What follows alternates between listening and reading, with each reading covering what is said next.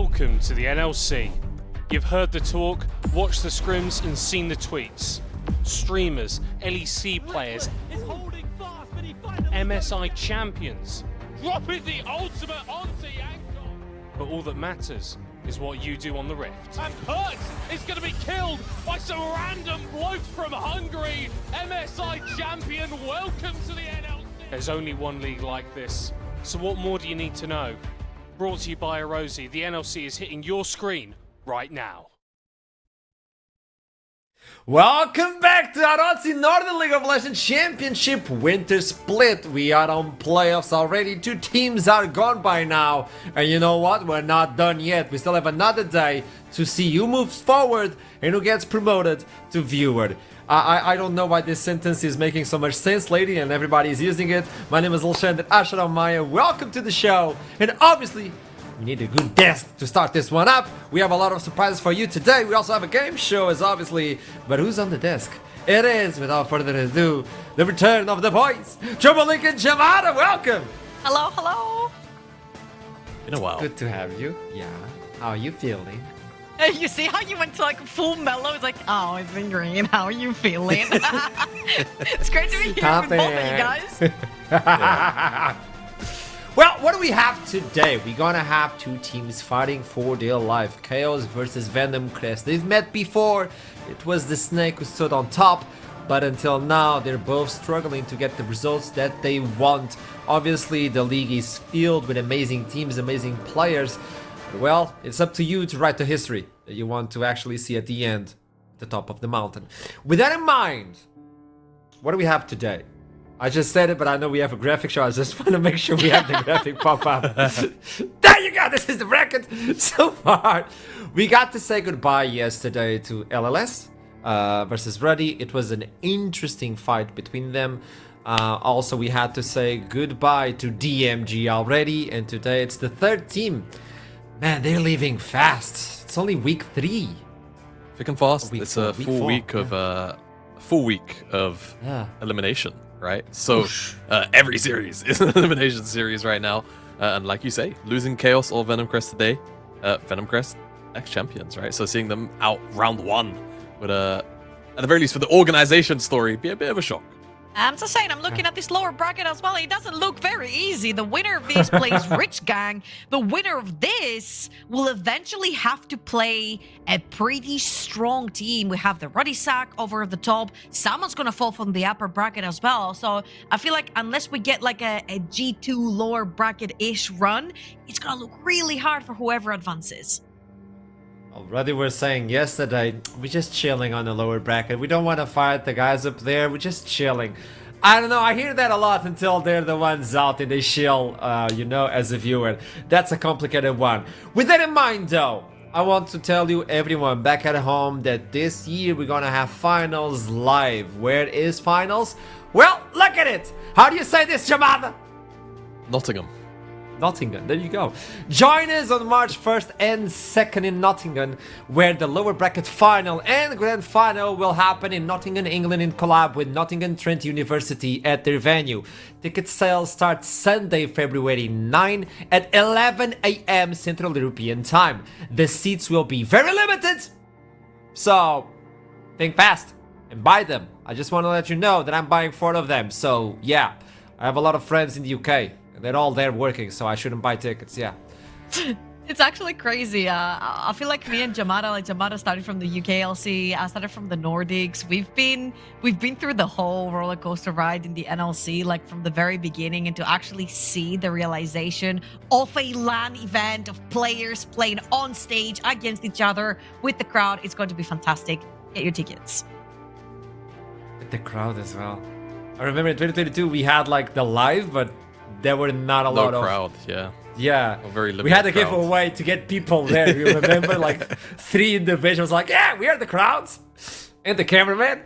But yeah, now actually getting a big crowd is gonna be lovely. There's also another surprise that eventually we'll let you know. And until then, it's all secret. With that in mind, you know what's not secret?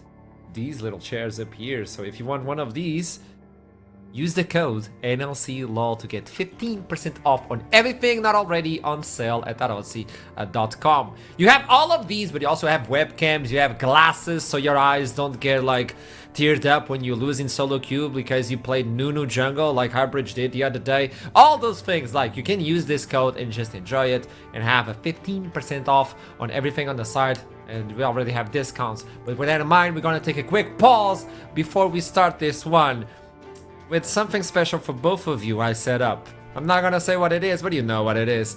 So I'll see you in a few seconds.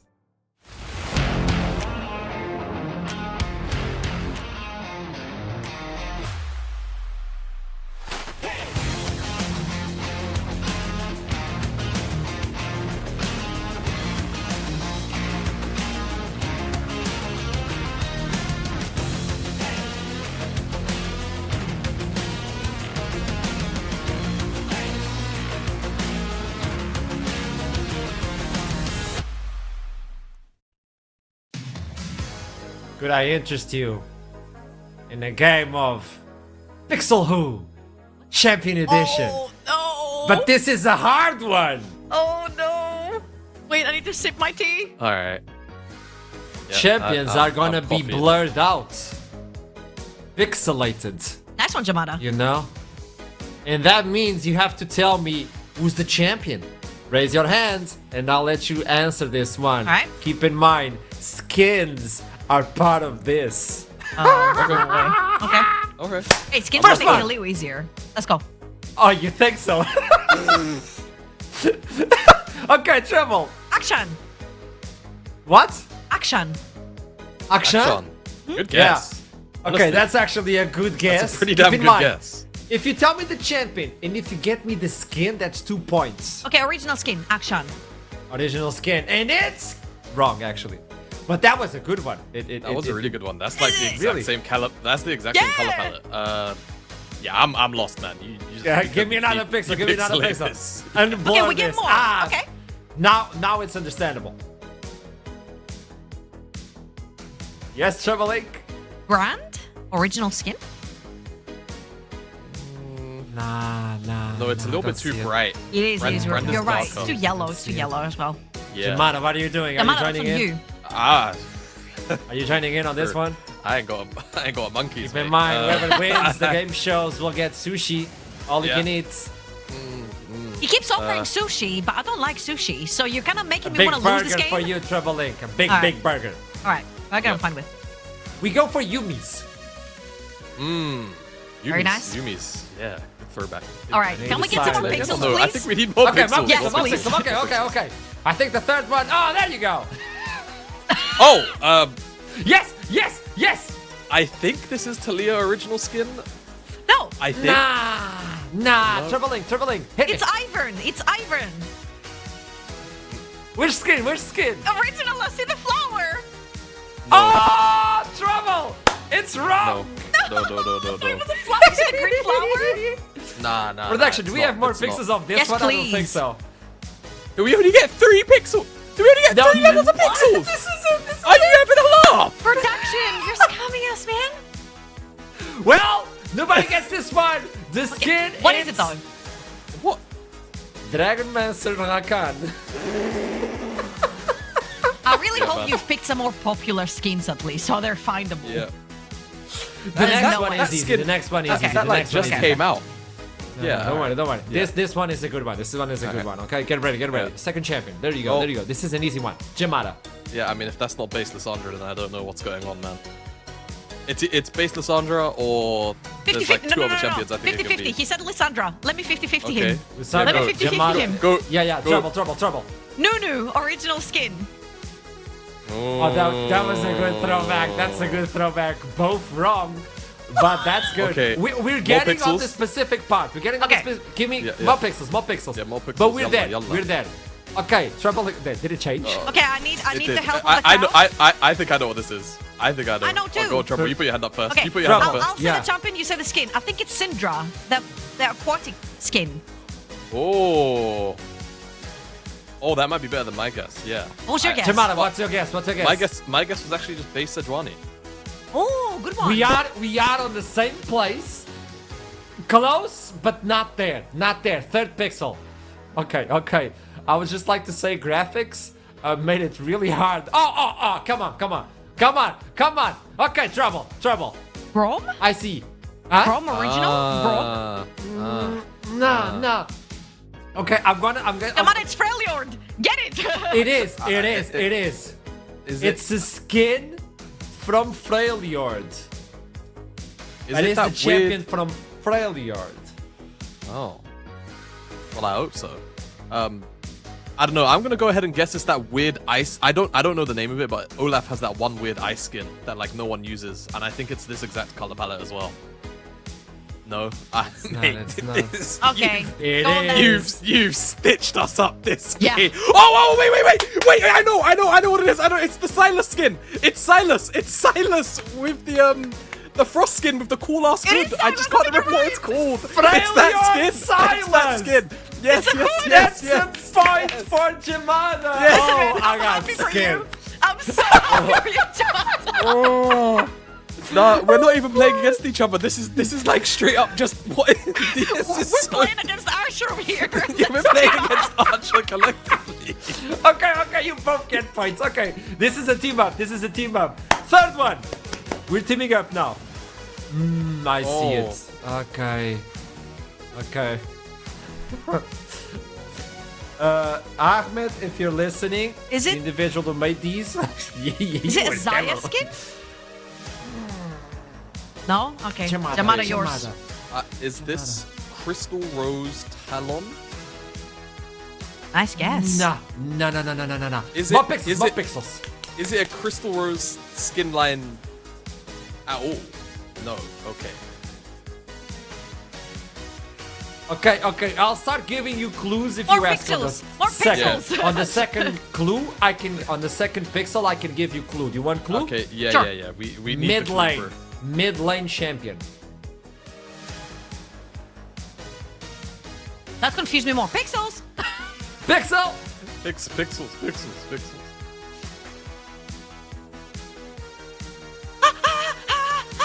It's Vex 100%! Jamada, Oh, Vex real, 100%. real. He came up with. Real. It's the first skins he came up with. Dawnbringer Vex. Yes, Real, it is. yes. She got it. That's another point for both of you. I don't know. I'm just counting points for the group. Or you've chosen Yeah. really For hard both of skins you. here. We're not even fighting anymore, man. Like this is just like. I'm concerned about the next one Jamada, then. give me a Fourth high five, one. man. Go. Hey. If Oh, that's this not is action, rough. I don't know. It's not No, action, you no, that don't one's know. not action. Yeah, no, that one's not action for sure. Top lane. Top lane. Okay, I'm gonna throw out a random guess here. But you said top lane, so it's probably Yeah. not. But this has the same color palette as Commando Galio or Commando Zinzao. But it feels like one of those, but it's not. They're a little too green, no? I think Okay, that pixels. Commando, yeah. Anyway, yeah. I More think we need more pixel. 'cause I- Even I'm confused. Didn't you pick Mate, them? our graphics team has stitched us up today. I presented the skins. I didn't present the pixels. this is hard This mode. is mental. One more pixel, please. Production. Okay. Bonk. That's another clue. Bonk. Trundle? Bonk. Only Trundle bonk. Oh, is it the Papa Trundle skin? I can't remember what it's actually called, but everyone knows what I'm talking about. Papa One where he- Trundle? Yeah, the one where he's sat in the throne, man. You guys know what I'm talking The about. old one, the classic. Yeah. Not, No. yeah. Could be. Okay. Could be, but it's not. Do we get any more Third pixels? pixel. Troubles in take. So far has been pixel. I am. Is this Jace from Arcane? No, another Oh. clue. No. Rise. Oh, Yorick? Arc like Yorick? Arclight Yorick. There you go.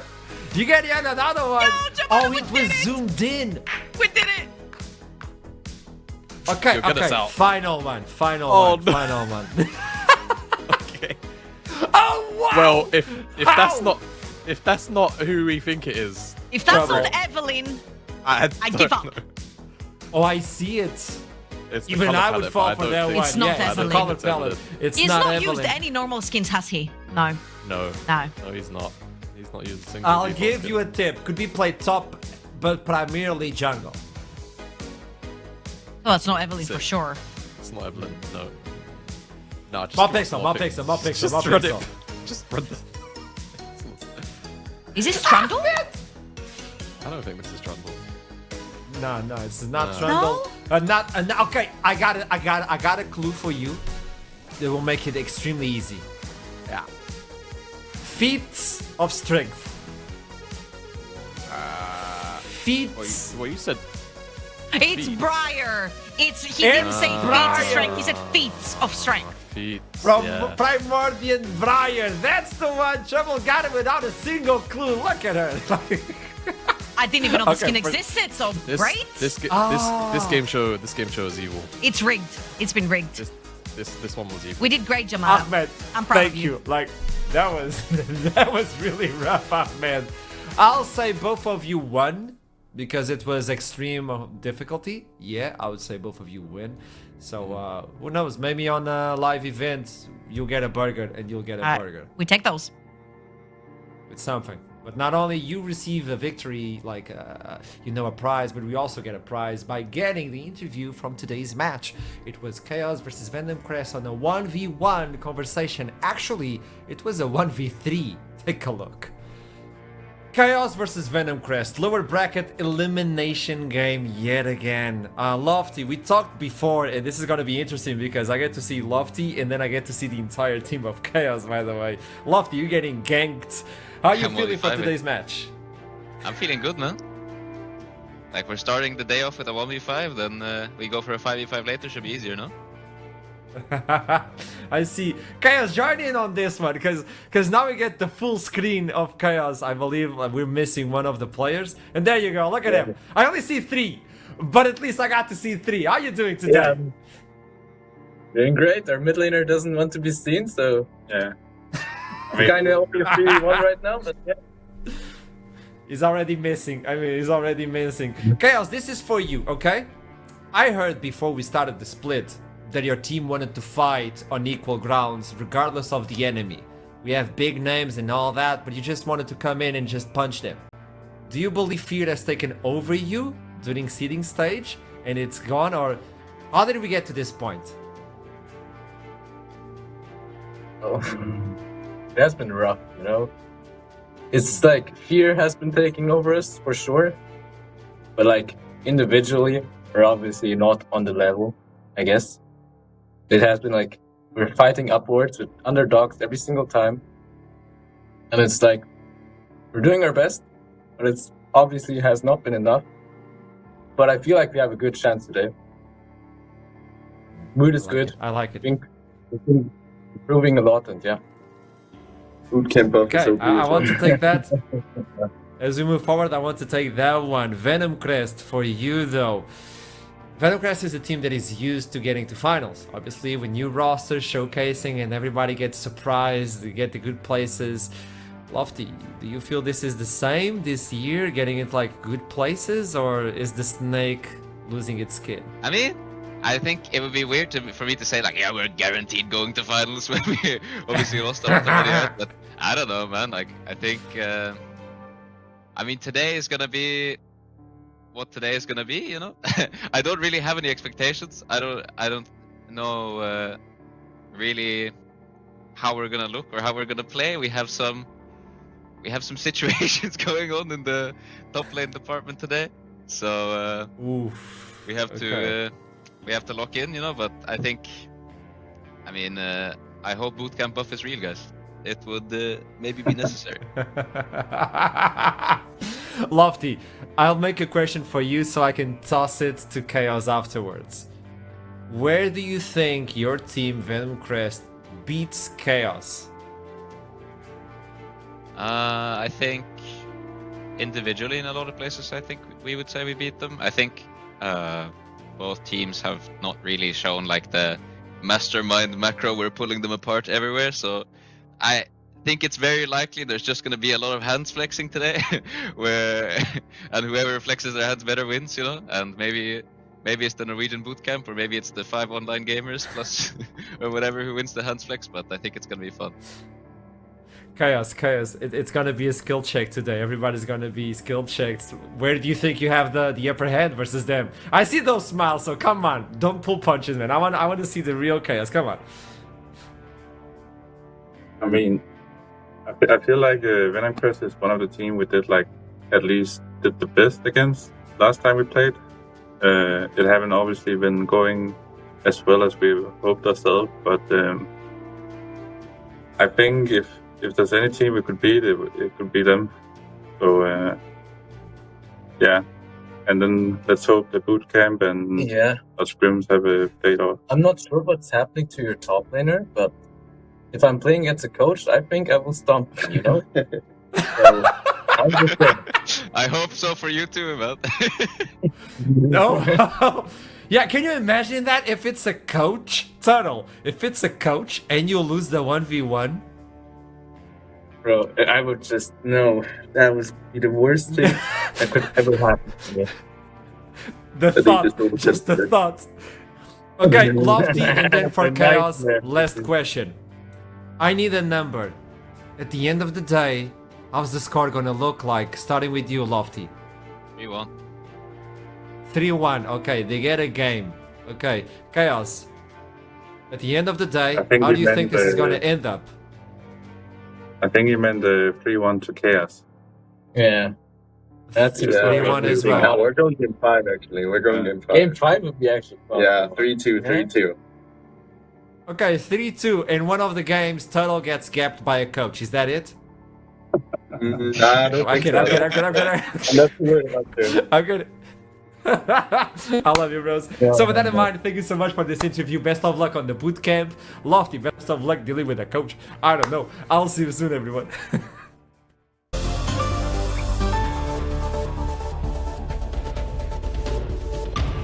Welcome to NLC News. I'm Middlecott and this is your NLC update. It's a great week for Hamza, as the American AD carry is voted as the 3rd best North American player in Europe at a ceremony attended by Jojo Pyun and some bloke who plays for Dung Dynasty, a team which sounds like the name of one of the worst Chinese restaurants in the world. The award comes amid otherwise uncertain times for the marksman, as comments first reported by Esports News UK from team co-owner I Will Dominate referred to the player as less Peter Peng, more Project Ash NA, and said he will sue Jack Spectra for all he's worth for what he did to this team. DMG's esports content team took a blow this week after a planned mic check episode covering their series against Los Ratones had to be cancelled, since the majority of the audio was just the players repeating the phrase, "It is what it is." The episode began 8 minutes into Game 1 after Fateski's failed flash allowed the Baus to pick up an easy first blood. And when DMG's jungler died scarcely a minute later, the phrase began to pop up here and there before the entire team was chanting it by the end of Game 1 and for the entirety of Game 2. The organisation has responded immediately, trading 5 Meat Feast pizzas from an unnamed takeaway pizza chain to Lumvis Lightside for the services of their junior assistant executive sports psychologist, will hopefully be able to get the DMG players back on the right track. Bulldog Esports' new strategy of being good at the game is producing stunning results, as the 4-time organisation took an unexpected upset win versus the Ruddy Sack. Cayman and Exofeng led from the front as Bulldog implemented their strategy of chaining together good fights around objectives, all with the goal of blowing up the enemy nexus. Sources close to the organisation report that Coach Kaibet spent many a sleepless night working on the plan and is glad to see that it's paying dividends. And finally, it's turbulent times over at Sheep Esports, as renewed interest in the NLC means that their journalists are now spending 25 hours a week on Google Translate to make their articles readable in English.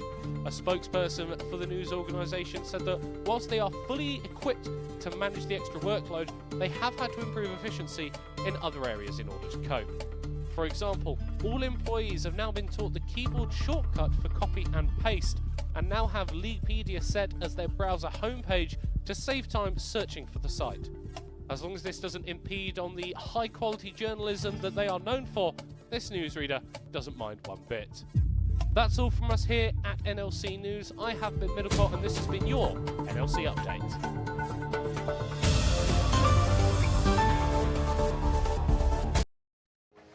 We are 5 minutes away from KAOS Esports versus Venomcrest Esports. It's do or die for both teams. They have to, well, you have to stand up. And now you know your coach is playing on the top side. Turtle obviously facing this hurdle. Let's talk about what we have in store for us, because they already met. And so far Venomcrest is winning that matchup. But what can you expect? Gentlemen! Am I part of the I like gentlemen? it. Okay, cool, cool. I was waiting for Trouble to pipe up about it. I was like, well, she is part of the boys, but like, is she gonna take gentlemen anyway? Yeah. For me, Venomcrest, it's about the story from last year coming into now. Completely different league landscape. Seeding stage wasn't too hot. First round of playoffs wasn't too hot. Now they're in elimination. Backs against the wall. Who's going to step up, especially under the circumstances of the substitution in the top lane? Because I think for some people, Elijah was probably one of the main forward-facing carries to the roster. I agree. 100%. He was the experienced one. You know, you have a lot of rookies on the team, but the rookie of the split in the previous Rookie of the year split is into now... the most experienced player on the roster.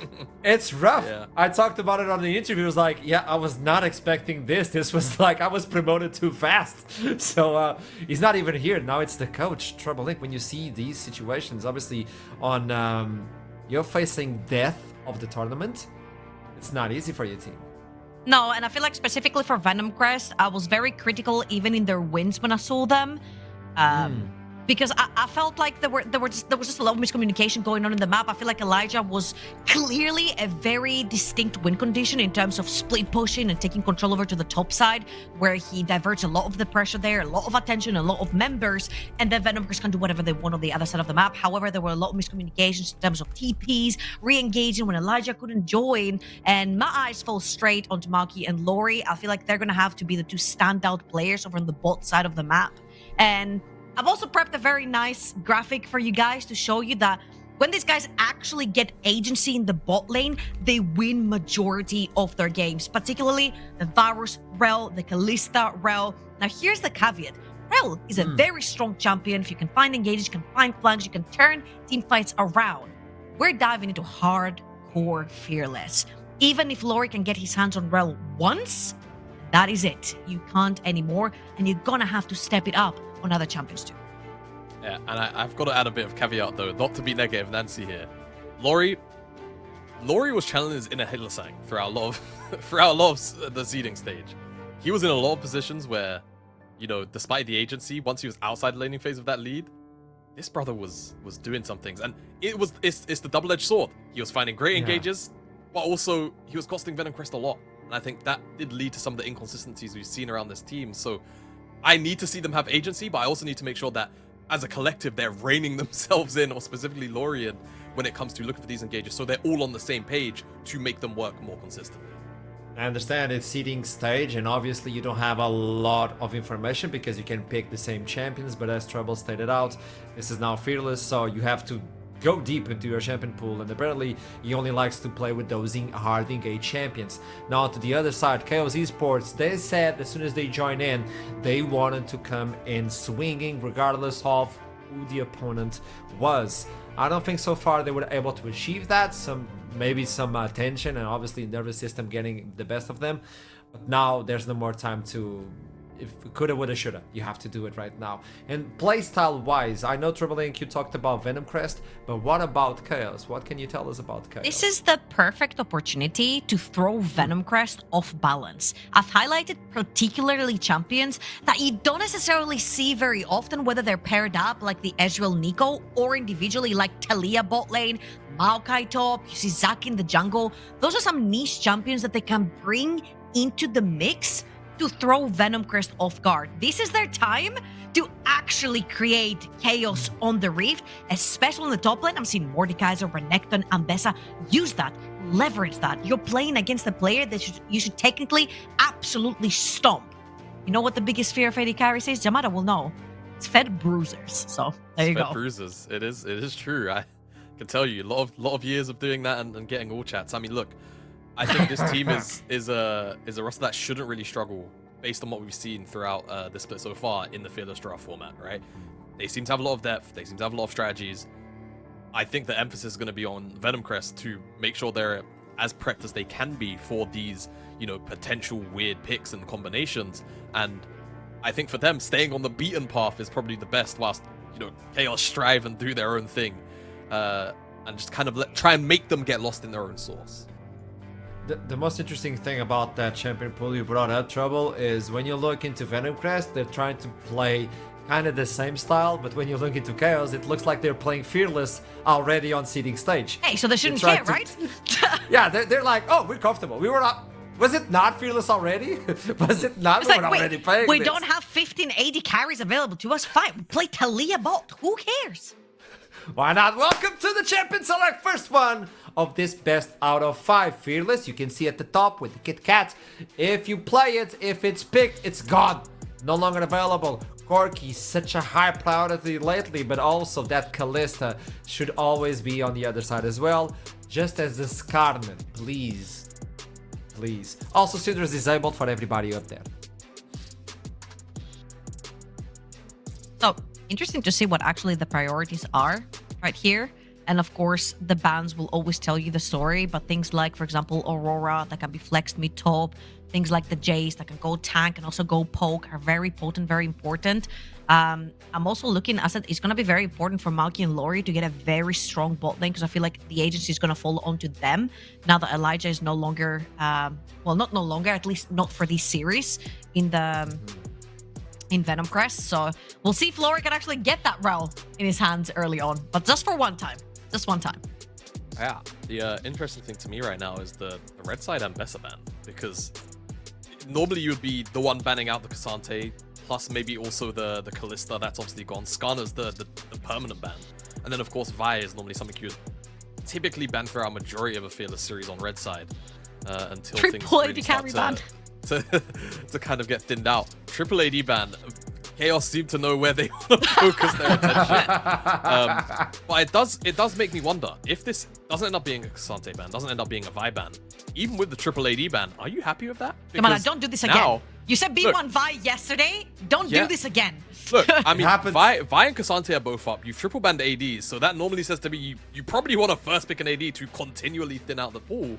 So for KAOS, it's like, what do you want to do now? Because it feels like you've opened Pandora's box a little bit, and loads of things are still left open. Cassante seems to be the choice of top laner for Turtle. I don't like that. I don't like that at all. Turtle is playing versus an opponent that he should technically be steamrolling, right? So speaking of the Cassante, sure, it's a strong champ, but I wanted like something with more gut in it, you know? I don't know, man. I feel like Cassante can roll over a lot of picks. The problem is, stuff like Poppy's up. Yeah. I wouldn't expect Zealot to necessarily come out with something like a Jace, as an example. These are like some of the better lane options into Cassante, some of the stronger side lane options too. So Venomcrest going to take seemingly the Poppy. We'll see whether or not it ends up in the top side. It is one of the picks that I think silently for a long time has been pretty good into Cassante, but top laners don't usually end up leaning on. But now, again, triple AD ban, does that put pressure on Venomcrest to want to secure Malky something powerful that's still left up in the pool? Because again, it's only going to get worse, but for the time being, it seems like it will just be Viego, and they will lock this in. And now, again, over towards KAOS, what their options are going to be, we'll have to kind of wait and see, because draft priorities seem a little bit all over the place right now. All right, so I love the point from Jamada about the Poppy. She's a neutralizer usually to Cassante, but then again, this is what I'm saying. I want a little bit more gut over from the top side, especially from Turtle. Taxfig, if he locks in the Maokai right here, is just pretty simple, perfect. We are ganking bot lane. Right here on blue side, you won't necessarily have the chance to counterpick your bot lane. Therefore, you do have a lot of front line already. You do have the engage through the Maokai as well. And I'm just waiting to see what's going to happen to Rel, because if right here KAOS does not pick the Rel, I'm thinking Venomcrest can very easily R3 that and then ban out Rel. You can take out the Braum, you can take out the Leona. I also like to highlight those like Maokai, Zorn, and stuff like that. I was thinking Zealot should be picking those, like to make it easy, not overcomplicate things, but with Maokai gone for the rest of the entire series, it's gonna be interesting. So where do you go? You go for that Rail as a support for Lodi? Or maybe that Poppy is for Lodi, because he played it on the seeding stage, by the way. That's the thing, it is gonna remain a flex for a little while, but when you see it kind of just instantly answered by to the Cassante, it always seems like that's gonna be the case. We've seen this come out a couple of times, the Xerath into Hwei. It hasn't always looked good, but it definitely does get going quite quickly if it gets the kills under its belt. It's going to be Victor, though. We've seen this matchup a good handful of times. It does feel as though, to me, that Hwei can definitely bully out Victor a little bit, despite Victor's typically strong laning phase into a lot of majors, just because of the array of spells that Hwei has at his disposal. We're into the second ban phase now, and I would expect, you're probably going to ban out some supports. You're dealing with triple AD ban. You probably don't want to thin out the pool more than it already is thinned out. And if you have an idea of, we want to pick Rail, something like Braum Alistar as the set 2 bans is probably going to make that a little bit telegraphed. We'll see if KAOS get the read and what they want to allow Venomcrest to run in that support slot. I'd like to see Venomcrest with something that actually has priority through that bot lane. I think Poppy is not necessarily going to suffer, but I don't expect Zillow to put a lot of pressure over on the top side of the map. Viego is a champion that kind of wants to farm and then cash out later on with the resets, with his items and stuff like this. Victor doesn't do that great in the early game either to give him that prior. And it's not that Maokai is just going to enter your jungle and kill you straight up, but having more pressure in terms of ganking in every single lane is going to create more pressure for the Viego in general. So having at least one lane that can stabilize, push for you, you can play towards, heading towards that bot side of the map as well. Secure your first Scuttle Crab is going to be insane. Great ban on the Rel right here from KAOS as well. Again, one of Lori's most successful champions in terms of their victories. This is very interesting. The Wukong Bang says that Venomcrest aren't super sold that Maokai is going to end up in the jungle and that it could end up as a support, which is a bit of an odd call out, I think, at this stage in the game. But honestly, Maokai as a slow rolling engager from the support slot and then actually Wukong to skirmish alongside his current solo lanes would have been a pretty nice idea. But Nautilus could be removed away, so just trying to keep the hard engage options limited on Lori's side. It has been his strong suit, but Leona's still up. And I would expect that if they're gonna go support here, then that's what they'd want to do. But the split ban of supports does make me think that maybe they just go towards AD now. There's 3 things that are really good into Ezreal, and that's Maokai, Nautilus, and Vi. Jungle has been picked from Venomcrest. Maokai belongs to Taxvig, and you also have Nautilus banned. You could potentially go for something like the Ezreal and just kind of leave him alone. You can even lane swap if you want to as well. However, you do have a very late game scaling AD carry in terms on the side of Venomcrest. I'd like to see what KAOS have in store to take priority over in the lane, because also the counter pick and support could very easily come over from Lori as he has R5. It is locked in, okay. Game 1, Hyper Carry versus Hyper Carry. It's not often we get this in Fearless, to be pretty blunt about it, but Zeri, Jinx, these are champions normally you kind of see pop out maybe game 3, 4, 5. I wonder if this means that we get an Enchanter out of Rotsuo, right? Lulu, Yuumi, those are like the premier ones usually that pair well with Zeri. There's the Lulu. So Lori now, is it just Leona? I guess is the big question, because all of the point and click support, CCs are kind of gone. You don't want to run Poppy in the bottom lane, and Poppy's a much better answer to Cassante in the top side. Oh no. Oh no. A bit too late. No. I've seen enough of this around the world to say that if your name's not Delight, or your name is weirdly enough not Isla from that one LTA series, I'm not sure how I feel about it. But we know what Elise can do in terms of the laning phase. The early potential for dives is really, really high, especially if Kiki can get down there. Change to CM Burst. It can work. We'll have to see how the laning phase itself pans out. That seems to be the game plan here for Venomcrest towards the bottom side. Absolutely. I think we said it from the very beginning, right? You definitely don't want to play towards your sub over in the top lane, although it was a different case last night with Radisuk bringing Wonder. This time around, it's your weak side of the map. Definitely want to play towards the bot side of the map. I would like to see an AD carry that's maybe a little bit more aggro, that can do a lot more plays with the kills, potentially even something like a Kai'Sa. So I want to see how this Jinx is actually going to survive all of the assault coming her way from super far with the way the Cassante in her face. Maokai has point and click engage. Nothing nothing can pin down Zeri in these team fights as well. So I do really like what KAOS have in terms of a draft. I think they're very slippery. I think they've got good range and a good front to back. If they can leverage the fact that this Cassante gets ahead in the early game, maybe they do have a chance in this series. Setting up the rhythm to begin this one for KAOS would be a change of scenery for what we've seen them so far in the groups. Can Venomcrest take them down with the coach? Because at least if you're talking about experience, now you have the coach. So maybe the voice of reason will help them get a better engage. With that in mind, it's time to go into the game. But before that, a quick word from our sponsors.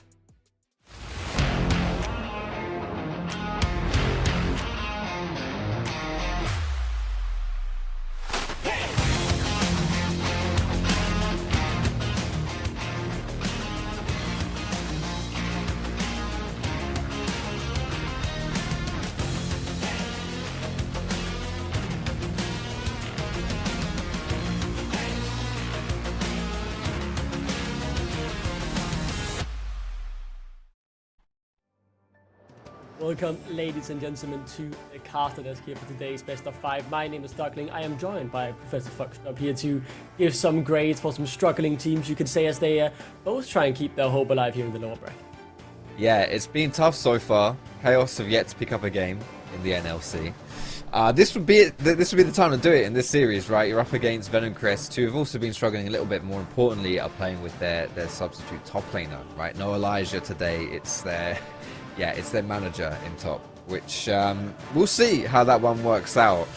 So far, obviously, it's the Poppy on him. We'd expect quite a lot of those lower agency top laners and playing that dog role in the top side. But yeah, for Venomcrest, this is, no excuses here, really. Like, I know you've not got your full roster here, but KAOS is a team. Like, if you think that you can actually go far in the lower bracket here for Venomcrest, like this is an unfortunate situation you find yourself in, but it is just a bump in the road, right? If you can't beat this, if you can't overcome this, then yeah, you won't get far anyway. So a lot for these two teams to prove, to be honest, here in this best of 5. Yeah, I mean, harsh, folks, harsh, but fair as well in your assessment there, I do want to say. I think there's obviously an excuse to be made, right? When your coach is playing top lane, who has never really peaked high elo by any means. I've peaked higher elo than him, and I'm here on the casting desk. And that kind of tells a bit of the story, right? He will be put on dog duty, and hopefully he can just sit there and micromanage the whole team in terms of map movements and whatever. He is Danish, maybe that shows some extra skill in him, but then again, Danes doesn't always mean wins, right? KAOS, 3 Danes in their lineup, and yet, as you say, to pick up their first win. I feel a bit sad for them. I really want to see them succeed. Obviously, it's 3 Danes, but it's also some lovely people I had a chat with before the split to talk about their ambitions and hope, and I know they wanted to reach more than this, and I believe they can, but they simply haven't been able to show the version I have seen before, and the version they have described to me before the season started, and hopefully they can show their true strength here today. Yeah, for sure, and it was mentioned in that pre-game interview with KAOS, between KAOS and Lofty. KAOS said last time they played Venomcrest, it was the closest game that KAOS had, and it's true. It was a 35-minute game where Venomcrest were actually struggling for a lot of that game. It was certainly a game that KAOS could have won, and that was against Venomcrest at full power. So you would imagine in a similar situation, similar game now, with the situation being what it is with that sub in the top lane for Venomcrest, KAOS certainly stand a chance in this one. I thought coming into this, it would be difficult for KAOS to bring Venomcrest down. Venomcrest, although they find themselves in the lower bracket here, which is obviously not where they want to be, they have shown some good things too, and it certainly is going to be a difficult team to break through. But for KAOS here, it all starts right now. Game number 1 of our best of 5. Time for these guys to prove that they belong here in the NLC, that they've come to compete, they can make the sexy things happen. We're already getting a bit of an exchange here in the top side of the map. Yeah, it's a bit, it is 100% do and die for both teams in this best of 5. For Venomcrest, obviously, a lot of rookies on their lineup, but there are also some expectations as, we'll say hello to Arozzi, but nothing more will come of it. But being defending champions when you're Venomcrest, there are some expectation with that, right, Foxtrot? And I know it was kind of a bit of a Leicester they did last year, right, winning the title out of nowhere as pretty much a newly promoted team coming up in 2024, but Leicester's title defense wasn't that great either. They finished middle of the pack, and Venomcrest could do even worse than that, and yeah, be one of the first teams to be eliminated if they fail to beat KSC today. It would be a sad story if that were to happen, but you know, Venomcrest have been in that situation before, right? As you say, when they won the NLC last year, it was off the back of a squad that was pretty new to the NLC, right? They're no strangers to having new faces here, and yeah. So we did discuss this actually before the game, what we thought might happen here with a lane swap. Yeah. So who did this benefits more? It's like easy to punish Zealot here if you're KAOS, right? Because it's 2v1, he should struggle. Like, it should be quite a difficult situation for him to have to navigate, especially if he's already kind of out of his depth here in this game as a substitute coming in. But considering he doesn't have to play the 1v1 now, right? He can just gonna find Taxi. Yeah, Taxi's in tow actually. Yeah, he does have flash. I think he's fine if he needs to use it to get on the turret. We'll just be able to walk it off, but I mean, nice bit of aggression here. Are they gonna go for the dive already? I mean, they have the Elise. Is Repel available is maybe one of the questions, but instead Venomcrest decide against it. Turn, you know, Brazilian, right? Solo kill perks. What else can you say about him? Well, he described himself as in his LFT as a weak side connoisseur, and that will certainly be put to the test in a lane swap, right? But he'll have to survive with little to no resources here under the turret. Doing quite well. The turret won't be targeting Lori. He's able to walk it off, but yeah, you can see he's really not getting many resources from his team so far. Nah, he's chilling. He's chilling as you would expect. You know, Kasane as well will be fine early. Just take some time to get into the game. I still honestly think that this benefits Venomcrest more than it benefits KAOS, this lane swap. Like, you know, Poppy, Zealot now does not have to play the 1v1, which I think is harder than playing a lane swap, especially considering Zealot is the coach, right? So he should know the strategy behind this kind of playstyle of being in a lane swap situation. So yeah, Lori now. This is an Elise with Repel. Look at the jungle as well. I mean, Taxi is taking the red buff. Doesn't have the health. Is able to. Well, he hasn't taken it quite yet. Lofty. First rotation on it. Sui's now coming up as well, but the red buff will be donated over. Taxi simply leashing for Kiki, who's able to get that as maybe Lofty will be engaged upon. Arozzi has met here as the Danish trio actually looking to claim first blood. Nice cancel out of the blast code as Ratsuo will pick up the first blood now. Kiki maybe. Will be polymorph, but able to walk it off. You know, the safety of his turret definitely enough at this early stage of the game. But Hale strike back, picking up first blood. A little bit greedy there from Venomcrest. They have to recognize here that this is not their strong side of the map. You know, you've got your two bot laners in bot side, whereas KAOS, they've put them top side. So here comes Lulu here to help this play out. This is not a 2v2. Kiki thinks, you know, there's mid lane in the loft, he can just walk away from this one. But it's not the case when a Lulu shows up. Polymorph, bit of Lance for the kill as well. That ends up being the difference maker. That's a good start for KAOS. I think maybe the first time we can say that all split really, right? It hasn't been anywhere near all sunshine and rainbows for them.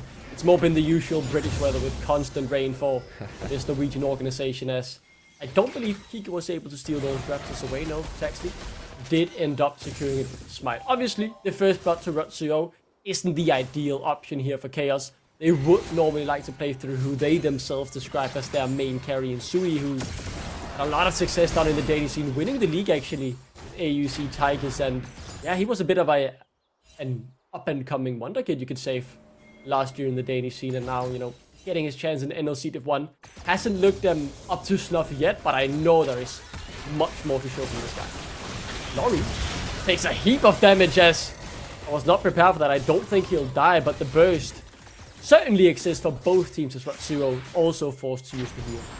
Yeah, trading heals for Ignite there from the supports. We get the standard lanes, sort of standard lanes here. We've got bot laners versus bot lane, although it's in the top side of the map. But again, this jungle aggression continues here from the Viego, who does have an advantage over Maokai early on. This 1v1, these skirmishes do favor a champion like Viego. He's not checking. Idea. He doesn't know.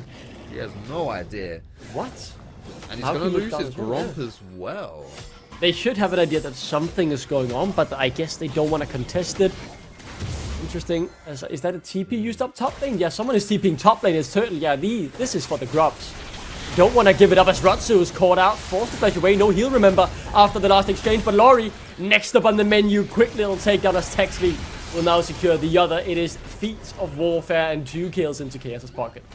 Great start here for KAOS. They're going to get all of these grubs as well. Meanwhile, bot side, Zealot already used his teleport. He's just left to push this bot lane tower down. 2 kills for KAOS plus those grubs. They'll be very happy with that one, and a great start here for KAOS. A great start, much needed after 4 losses in the regular stage. Let's take a look at this one more time, because originally it's Venomcrest that pulled the trigger, thinking they've got Ratsu out, but they were mistaken. They need to chill at this point. They're kind of just caught with their pants down though, because mid lane's collapsing, the top lane collapses as well. Now we are caught with our pants down as fighters breaking out here. Taxi, flash away, Lori still wants to catch up, flash repel is very aggressive and it will pay off as well. Turtle though could look to try and turn this around. All out is a fight that he wants, as there is no reset for Kiki, Lofty no mana, and it's oh so free for KAOS to just clean this up, as I believe that's the first kill for Sui. 2 more onto KAOS's pocket. 5 kills to 1 in favor of KAOS right now. It was a collapse again from Venomcrest, but KAOS coming out on top. It seems to be a running theme right here. Venomcrest are the initiators of these plays, but it's KAOS who's actually benefiting from them. And Venomcrest need to be a little bit more respectful, be more afraid of what they're playing up against here, because it is fighting them pretty hard right now. And Turtle, you might say, Akasante getting early kills isn't really a big deal, which is fair enough. But I mean, as this game goes on, he's going to be a real menace to deal with. We all know what Sante can do, right? We know that if you give him too much of a lead, he will become near unstoppable, as this has been... What a palette cleanse you can call this actually from KAOS, right? Such a disappointing group stage, and this for a start, you've gotten both the neutral objectives. You've claimed all 3 kills to get those Feats of Warfare as well. You just had 1 neutral objective, a turret away from the Feats of Strength. You've got a small little goal lead as well as Sealot. It's too aggressive, does have the flash. I think he should be able to get out. The W flies wide as Lori's here to try and turn it around. Kiki be coming in as well, but they decide against it smartly for Venomcrest. Not over eager to pull the trigger this time around. I think at this point as well, as we're getting out of the lane phase soon, most likely, approaching 10 minutes into the game. You know what, I'm going to hold this point because Tuxford's going to get caught once again, potentially. They've had a target on the KAOS's jungler all game, and here it happens again. Yeah, I mean, he's going to be CC chained. There is no way out of this. There is no rotation coming through, and yep, sentenced to go 6 feet under. A counter move could happen. Suhi could find them all, and he does. That's such good damage. Where's the rest of the team, guys? You need to do something about this. You could get so many kills, but it's Suhi. He's 1v4 pretty much. Does have the flash. Can he find a way out of this? Oh, Suhi. Are we finally starting to see what he can bring to the Rift as he smartly maneuvers around and just gets the first kill. Looks for the second. The snipe does not connect, and Lori should be able to get it out. To get a kill in that situation, very smartly played from the Danish mid laner. Just a 1-for-1 at the end of the day. Be happy with that one, KAOS. And that could have been really scary as well. Zhui's ult, this is the thing to keep your eye on right here. Zhui's ult is not up. If you can see it on the spectator, it's about halfway now. By the time the end of that play was happening, it just came up. Like, he's buying a lot of time, and this combo is insane. He hits all 3 of them with that combo. It's gross. Yeah, I don't know. The fact that KAOS wasn't able to get in for the rest of the team is tragic there. I think a collapse from Azeri and Lulu would have been perfect, but yeah, and if Zhui had his ult up as well, that would have been really gross. Really gross. Yeah. Close stuff. And this feels like everything. Every single bit of things that went against KAOS or that they failed to pull off in their first games is going their way, right? They're able to not only take fights and win them, take these small skirmishes, look for picks, but also turn around engages from their opponents. The players who have had disappointing seeding stages, in particular Sui I'm looking at, I know what this guy can do, and he looked like a shell of his former self in those group stage games, right? Coming up huge just before. These are all small things, but it feels like they're amounting into something bigger, and KAOS, refreshing start here for them. As this game goes on as well, I'm a little bit worried for Venomcrest as to how you play out the team fights or the mid game in general. Like, your engage is absolutely diabolical. It's awful. You don't have a lot of engage at all. Yeah. Your front line is just as bad, if not worse. All you've got is the Poppy to tank things up. You know, how does anyone stop Zeri Lulu as a combination? Where's the CC? Yeah, exactly. Like, there's not something like a Vi that can press R and just shut it down and then you dogpile. Like, there's nothing. You know, it's a coup. That's basically it, right? Maybe the W from Poppy, but it's a bit more conditional, right? So it's gonna be hard to execute Venomcrest. And while you're making this point, right, folks, just look up at the or not at the minimap, but look up at the scoreboard, right? You can see it. Feats of Strength have now been claimed, 6 Void Grubs. They haven't given up a single neutral objective so far, and yeah, great start. Maybe the boot camp buff is real, or maybe it's just playing against a coach who is nowhere near the NLC level. There are many questions, many variables to account for. And while I am not a mathematician, it's certain that the variables will be favoring to us. Sir, he'll get more here. I think this is a very dead lofty underneath the turret. There's not much to do, as Taxi will gladly tank it up. Autoflag gets donated the kill. He's out. Nice, clean little dive to give another kill to your scaling AD carry. Yeah, no trade back this time for Venomcrest either, so just some free kills for KAOS. And as you mentioned, on the ADC, which is very, very nice. KAOS is gonna, yeah, if Zeri gets ahead this game, it's gonna be exceptionally hard to stop him. To be honest though, I don't even want to, like, you know, make this a criticism of the fact that this is a sub situation for Venomcrest. Because you know, Zella, like, top lane hasn't really been relevant at this point. Yeah, it hasn't been impacted, yeah, right. Like, Turtle obviously got some good TP and made, you know, good play around the grubs, but like, apart from that was still Venomcrest's fault, really, for them. The position they were in was poor to be, you know, in a position where they could get collapsed on like that. And the rest of it hasn't involved the top lanes at all. So, yeah, this is purely just KAOS coming out and showing up in this game 1. See, underneath this turret is keeping. He's near the top side. Turtle, though, very tanky at this point, so will take near perfect execution, I want to say, if you want to dive him. Decide against it. Drake is spawning in 5 seconds, by the way, and look on your minimap, who's just around the corner to pick up yet another nice objective. This, of course, Taxi. We'll keep our eyes on top lane for now, though. Let's see how Turtle can outplay this. We know he wants to. He's level 10 on Akasante. For sure, he can do something here. I believe in him as the tower just cuts through Mauki. He's still dancing around. I believe one of them will die. No! He does not. How does no one die there as Venomcrest pull off the near impossible? Yeah, it's an exchange of dives though. Zella died on the bot side of the map to the Zeri and Lulu combo as well there with Maokai. So just trading different sides of the map, which I'll say in this situation again benefits KAOS because there's Dragon up, right? There's Dragon that Maokai is taking down right now. If you get first turret is no. It went down to KAOS. Yeah, so Venomcrest, the one we saw on the map on the screen right there, wasn't the first by turret. It was this one here that died like 2 seconds beforehand. A good little knockback onto the Lulu, but it's not going to mean too much. That was as simple as you like there for that dive. And yeah, just to emphasize, we watched that top tower go down right there, but it was not the first turret. KAOS got that. They pushed down bot, so they got bot. They exchanged turrets, they exchanged kills, but they also got the Dragon too. I am gonna make a bit of a bold statement here. I think we're in for a banger, right? This is gonna be like prime NLC. I think this is gonna be the good old 2023 vibes where they just throw down the gauntlet and kill each other constantly.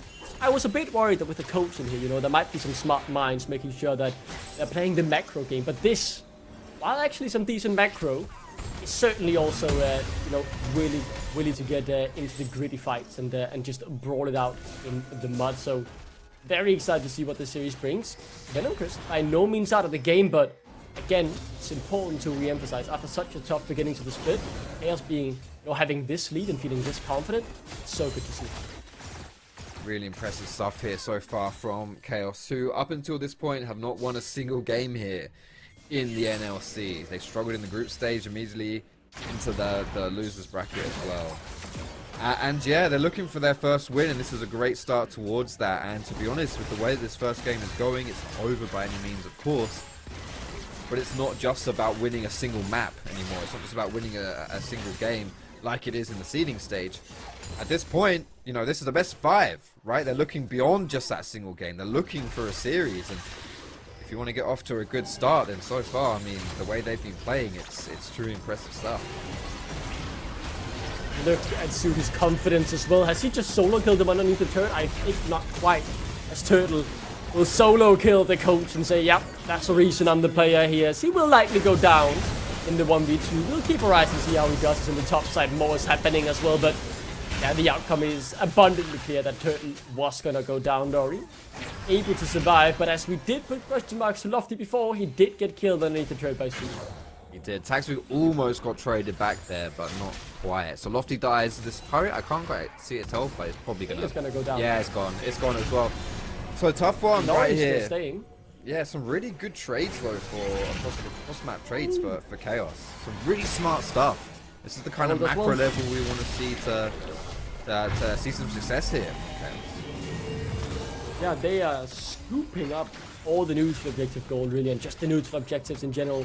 Take a look at this again. Suhi initially getting a good trade. This was where we turned to the bot lane, and then pretty much just solo kills him. Yeah, I think he just gets locked underneath the turret, forced to go into the waiting hands of Sui, who claimed the kill. Taxi able to survive thanks to Ratsuo helping out. This Danish trio really stepping up today, right? Rotating well together, communicating well together. I know they're friends outside of the game as well, in particular Ratsuo and Taxi. So good to see this jungle support synergy translate from IRL events into the Rift as well. That was crazy though, that play right there, because honestly, Maokai just barely survives because Ratsu gets in time with the wild growth and the shield. And the shield saves him again. And then his passive saves him after that. But I don't know here, Zuri could be in trouble. He can just run it off, no? He's way. Makes a water way out of there to safety. Yeah, I mean that was simple. Yeah, that's it. Simple that's as, it. you know? Just walk away from that one. 6 Grub's going to be helping with this target push in mid though. Our base B now. And that tier 2 mid. Let's see, Laurie is rotating, looking for the flank. I mean, this at least has something to offer, but I mean, it is kind of threatening to see her on the flank, to be honest. But you can also quickly turn on her if you catch her out of position. The game has, don't want to say slowed down, but they found some new lane assignments and how to play it. Will Laurie just go for this? I don't think he knows he's recalling, so might just be waiting for too long. Yeah, recalls coming through. No neutral objectives on the map here either, Fox says. The game looks to be slowing down a bit, and they're just looking to try and claim a few turns if they have the chance to find them. Yeah, Dragon's up in 40 seconds. If KAOS were able to take that, it would put them on sole point. They're still just waiting. He's recalled, walked back in lane, and they're still just waiting. Oh, they're spotted out though. Will it work? Oh, they've been spotted out. The Fnatic Death Brush, even without the brush, did not work here for Venomcrest as they are forced to run. I think Laurie could actually be in a bit of trouble. No repel, forced to flash, and such a crucial summoner spell before a soul point on the support who could be the one looking for the picks is certainly not how you want to start a potential team fight off. Yeah, Zealot is top, and Turtle is working his way down. So this is now going to be a question as to whether or not Venomcrest would want to contest this one. I don't think it would be a good idea, but they're looking for a pick. I think he's fine here, right? Now, maybe if they have enough CC, he's certainly not fine. Oh boy, was I mistaken. The fight could be really happening now, though. Taxi definitely wants to take it as Sealer has moved down as well. He flashes forward and finds the engage. They find the pick, and it's right down to Mauki. It's a brilliant fight already. As KAOS look to get more Venomcrest, though. Spawn back surprisingly well as they look to re-engage or just reconfigure the situation. Rory stood on the flank. They are not quite done yet as the front line is gone. Turtle has TP when he's up in 10 seconds, and Sui has a heaps of damage, and he's very much still alive. Yeah, it's a 2-for-1 so far in favor of Venomcrest, but as you mentioned, Turtle's up in 5 and has teleport. KAOS are just looking to take the inside track into mid lane here. Might look for the fight still though. I think there's still potential. Here comes the teleport. Here comes Kasante, fresh from the grave. Venomcrest won't be able to take it just yet. Laurie keeping down, a lot keeping down, walking down as well. Hasn't recalled yet after the previous fight, so he is very low on HP as Mauki is making his way out of base, but Suhi, man, stepping up on the way, forcing Lofty's flash and still sniping him out from no man's land. It's brilliant. Oh, so brilliant by Suhi there. This man is just on one this game. Honestly, this is an insane performance from the way, doing so much damage and making so many plays, and this will now secure the dragon for KAOS. Put them on soul point. Just one more for that Elder. Atakan spawned up as well here. This will be the next objective that KAOS will set their sights on, and you have to feel Venomcrest aren't in a good spot to do anything about it. And just look at that combo. Oh my goodness, so much. Bro, you got the eyes on you. You can't do that. Yeah, that's brilliant, man. He's donezo here. I can't believe I'm saying this because Lofty, by the way, has been really good on Venomcrest. Like, actually insane. But we're witnessing a bit of a mid-gap so far. I think this is very impressive stuff. Lofty, 7-0-9 the last time these two teams played. Was really the main reason that Venomcrest were able to win against KAOS last time. And yeah, he's 1-5, dude. He's 1-5. 40 CS down. My goodness, Shuhi. I think Suhi, just like any other reasonable Danes, has a grudge out against the Swedes, and he's put in a masterclass performance up against the Swedish mid lane. There's more still to come. Laurie looking for the pick, but instead he's gonna be the one who gets squished like a bug. They have found Suhi, but he refuses to go down as Ratsuo keeps him safe, now chasing their opponents in a Rift Herald. TextV is on one, and so is the rest of KAOS. They are not done fighting this fight. Drive by into the engage as Lofty desperately trying to scramble something in this fight, but it's impossible. And it's brilliant from KAOS, who'll clean house. They'll claim the Archon and maybe even more. That's it.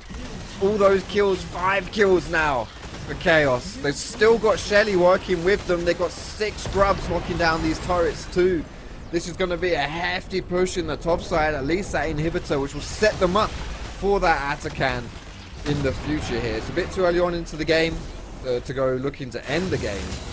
But they're breaking down that base is KAOS, and this gold lead here, you know, they're 11 kills ahead. They've got 6,000, over 6,000 gold in the lead as well. So, what are you doing here? Laurie spotted out on a board. Cosmos the Cocoon. Really saying? Is that you? As, I mean, this... Wait, he's gone. Fair He's enough, gone. fair He's enough. gone. I mean, that's just like when you try to kill a spider in your room and you lose track of it for 1 second, and it just is on the other side when you see 5 hours later and you're horrified. It's great escape there from Laurie as we take a look at the fight once more. So close to getting Suhi, but able to survive the burst thanks to Ratsu, who comes in clutch. Yeah, it was a good check here from KAOS. They had a sneaky suspicion that Venomcrest were in that push. And Venomcrest, credit to them, they keep trying to set up these picks and these plays because they know it's the only way they're going to find success. They can't team fight in a traditional sense. They have to make those picks. And this is the perfect Shelly delivery. Look at that. For the engage, you just run it into the wall to pop out and then get the twisted advance. Yeah, it's painful stuff. As we're seeing in the picture-in-picture, which I think is the live action, more kills. I think Laurie just died, so I don't know if that's setting up Atakan. It is setting up Atakan. Laurie is This dead. will be the Atakan. Yeah. I think it's about time. I thought they'd take it after the last fight, but no. They'd rather get those turrets and get that gold in immediately. Sealot forced to flash out. There is still a Kiki available, so keep your eyes on that as he tries to slither his way into the fight as Lofty. Forward out and should just be taken down. The snipe from Sui, the secure from Ardefla. 8k and dropping. It's nice, easy, cool, calm, and collected from KAOS. They are thriving in the position they've put themselves in. The goal lead continuing to grow at PP. Another one of these Venomcrest rookies. Could look for the steal, but it's so hard to get into the pit, man. It's nearly impossible. There is zone control. There are bounces everywhere from KAOS. And now they might just turn on the exhaust or the engines even more and try and look for the fight. Yeah, they've done just that. They are playing with their food. They are controlled. They are clinical. And wow, KAOS. Where was this in the group stage? KAOS here, just looking clean and clinical right here. 25 minutes into the game, 20 kills under their belt and 8,000 gold in the lead. With this Atakan buff, you have to feel, you know, this could just be it though for KAOS right now with the push. Like they either send it, get a good team fight and end, or they posture around Nash, use that Atakan as well. Either way, they'll be looking to force something. It's tough. If you're Venomcrest, you need time, and you are not getting time. 30 seconds on Dragon, which will be sold as well. It is the Chemtech, which is a little easier to, a less bitter pill to swallow. But here it is, the Hail Mary play onto Nash. KAOS have no idea this is happening. No pings, no vision. It's going down exceptionally slow. They have no idea it's happening. Laurie, now they do! Maoki will die as well! No! Venomcrest! I think they're able to get it here. Sui's walking in. Surely he doesn't steal it, right? He does not steal it. I refuse to believe it. It should just be secured. Yes, it will be secured. But and he will be forced to withdraw. But look, have you done a TSM? Have you traded Baron for Nexus? I don't think so, but you've potentially just given up 3 inhibitors to secure the big purple worm. That is certainly a price to pay, and you can debate if it was worth the time. I mean, I don't know what's happening anymore. It's chaotic. KAOS, they want the win, and that's one thing I'm certain about, though. As they try to run down Venomcrest, Venomcrest heading back a bit, but Artifler nearly untouched. Dashes forward as Taxri finds the engage. Sui is there. The damage is delivered. The kills are coming through. The withdrawals, though, 2 have been forced, but it does not matter. Near surgical precision here in game number 1 as KAOS look to claim their first win of the NLC split. Kiki, try as you might, but Venomcrest, man, I don't see how you get this. Maybe I spoke a bit too soon, and it seems like I have, as the withdrawals will be enough to buy Venomcrest some more time. Yeah, the jungle support duo saves Venomcrest for the time being, but there's not much left to save. 3rd health on that Nexus turret. Respawns will be coming through eventually as well, but can Venomcrest hold on for that to make its effect known? In the meantime, it's just going to be this Chemtech Soul for KAOS. Even when things don't go particularly well for them, they still end up going in their favor. As yeah, this is now the difficult part here for Venomcrest. You've got one more fight in you. If you lose it, it is GG. Can they hold on? And can they scale enough to get the victory? Oh my god! The damage is disgusting, but decent turnaround here from Lofty on Artifler. Wild Growth has been used as Taxi able to dance his way out. The game is all but over, but there was a but in there, and that means there's still a chance, right? However small the miracle might be, Kiki, it resets. Just keep resetting and finding a way, but I heavily doubt it, right? The Nexus turns a solo, the game is all but over. It looks like KAOS are about to write themselves another chapter in their long history. This would be their first ever NLC victory as an organization. It would be by taking down the defending champions. There goes the second Nexus turn, but Venomcrest not done fighting quite yet, as they'll stand behind that Nexus and keep trying to extend this game. This is such a weird position we're finding ourselves in. Fox as KAOS desperately trying to find that final pick and final engage to get it over the line. It's just the Nexus standing now. No turrets. Can KAOS end? I think this should be it. Right there is the damage, and now the health bars have just been evaporated from the side of the defending champions. A quadra kill as well from Artifler to end it off, and that is the first win for KAOS in the history of their NLC time. And what a way to get it against the defending champions. Beautiful stuff as well. It's a best of 5, so it's early days. It's just game 1, but my goodness, mid lane, bot lane, coming up huge for KAOS. And yeah, I mean, Lofty 1-9 at the end of that game there for Venomcrest. Very uncharacteristic for him. He's been superb as a mid laner here for Venomcrest, and it's just it's tough. It was a very, very tough game. And I just want to say this before we pass it to the analysts who will break it down better. I don't even think that was top diff. Like I don't think that the problem there at all was on the fact that, you know, Venomcrest using a sub top. Obviously it messes with your chemistry and your flow as a team in general, but man, KAOS just dismantled them just thoroughly. That was just not even close. I stand by what I said. Near surgical precision in that game, right? A few small mishaps here and there, but considering the level we saw KAOS at in the group stage, and to this, I mean, something has happened in that week where they didn't play, because they have moved themselves more than just a mile. Yeah, the bootcamp buff might just be real, and this series is well and truly alive. Can the defending champion strike back? Will the rookies continue to prove their worth of Venomcrest, or is this just it? All this and more to be answered by the analyst desk. It's the bootcamp buff. It's the bootcamp buff. Somehow we got a 28-7 in favor of KAOS, and I like what Foxtrot stated. I want this to be brought in. So they just entered it. I'm still getting Foxtrot in my ear. Yeah, I can also still hear Foxy. Hey Foxy, how you doing? No, but let me know. Top lane should be the issue, and it was not the issue at the end of the day. Yeah, no, it wasn't. And I think it was just a very smart lane swap, additionally, from KAOS that kind of weirdly nullified the potential for weird stuff to happen from Venomcrest on the bottom lane, right? They pick up the Elise, they have the whole idea of probably just playing for dives, looking for early roams, and just trying to make the map hectic.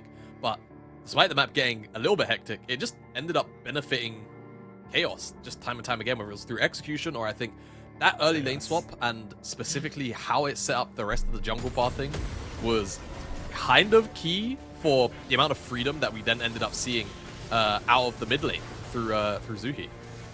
And I feel like in general, Venomcrest did not necessarily have an identity in this game. You're picking a tank top lane to nullify the pressure. You're picking a scaling jungler. You're picking a scaling mid laner. I said, go crazy in the bot lane. Like, one of your lanes has to win to keep you afloat in the game, to get to that late game stage. And also picking Elise with Jinx, it sort of kicks on me a little bit. I feel like Elise is one of the more aggro supports that wants to play a little bit more aggro in the lane, that wants to play for tower dives, right? Yeah. And Jinx really likes her that tasted purple kind of supports, which was on the other side of the rift. And it just didn't necessarily work out. I mean, right here you'll see that Victor could not play the damn game. Look at Zuhi. It's 1. He hits 2. Spoiler alert, he'll hit a third one. And that's Victor out the game. You mentioned it, Jamada. Victor does not play the game. Yeah, this is not Claudius. Yeah. It's a difficult matchup, and then also obviously in that clip you can kind of see Victor does well into like the mid-ranged mages, where he obviously has mid-range spells, but he's also got spells that can hit you from almost 2.5 screens away, right? So yeah, I just feel to me that Venomcrest, they obviously had a clear idea of what they wanted to do, but once the game plan went awry, their composition can't really do anything else but slowly fail, right? But and on the opposite side for KAOS, too many fail safes in the event that they actually do fall behind, but obviously they weren't falling behind, and again, just benefiting and capitalizing on all of these mistakes that were coming out from this lane swap setup that we ended up leaning into for the first couple of minutes. I'm also very happy. This is one. Oh. Tell me. I was about to say, I'm also very happy the way they kind of handled Cassante from the side of KAOS, because at the start I was a little bit skeptical. I was like, I wish I would have seen Turtle in something like he's Ambessa, he's Mordekaiser, Renekton, something that can actually stomp lane.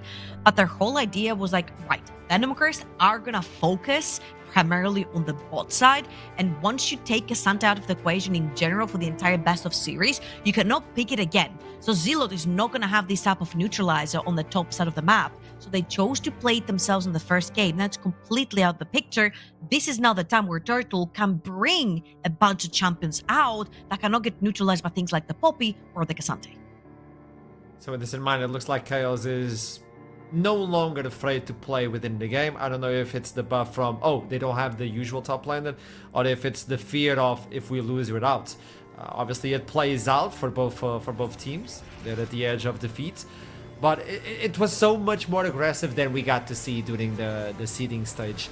And I know this way will no longer be available, but this is a different insight for Zui as well. Yeah, just a different level of confidence, right? I think not just for Zuhi, but for the entire roster so far in this game, and this is a very funny chase down. Poor driving though. I've got to give it maybe a C+, right? Only hitting Zealot in this situation. You could have knocked him down. It could have been a strike. I will only reverse you. He was only trying to get ahead of them so he can twist it advance backwards. Yeah, see, that's the big brain. But it would have looked cooler if he hit them with the Herald. So, I agree, but like, hit him with the Herald. It's funnier.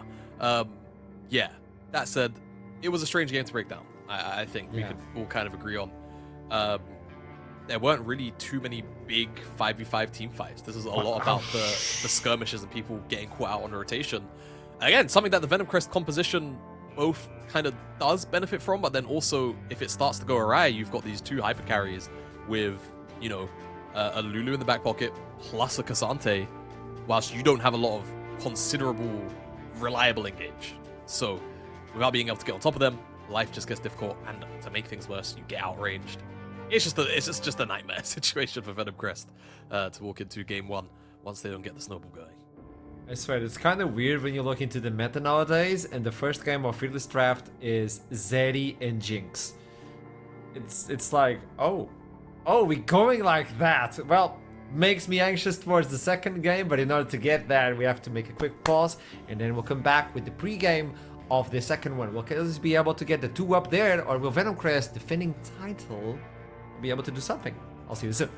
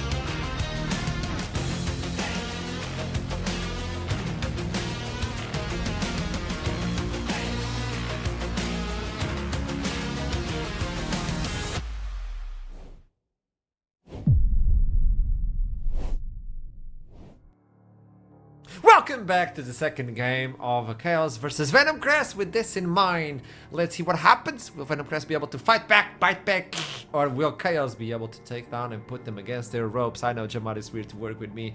With that in mind, I would like to give a shout out to someone we miss a lot at the NLC. Dan, stop feeding in solo queue. I know you. I know you're doing it. Stop. Volley Bear is not that good anymore. With that in mind, Catching strays. what do you have to say? Because Xante is out, Maokai is out, Poppy is out. As a coach playing top, maybe you have to resort to that Ornn duty, pull a Yamato cannon. I don't know. This may be hard on Zealot, you know. Yeah. I'm just. I know. My bigger question actually is the side select and how Venomcrest were going to handle that. Chosen to remain on red side, comically enough, which is definitely, I think, it's the untraditional choice for basically a lot of competitive League of Legends in recent history. Blue side, to many, is still seen as a strong side. I think right now, even on this patch, it's, you have a lot more freedom in the ban. You're not pretty much tied down to usually having to ban Skarner and Kalista and then something else, right? So if they're going to stay here, I need to see them use that R5 for something more useful, right? Same thing for the R3. I lose my mind when I see 5th pick given over and it's not like a game-breaking pick, right?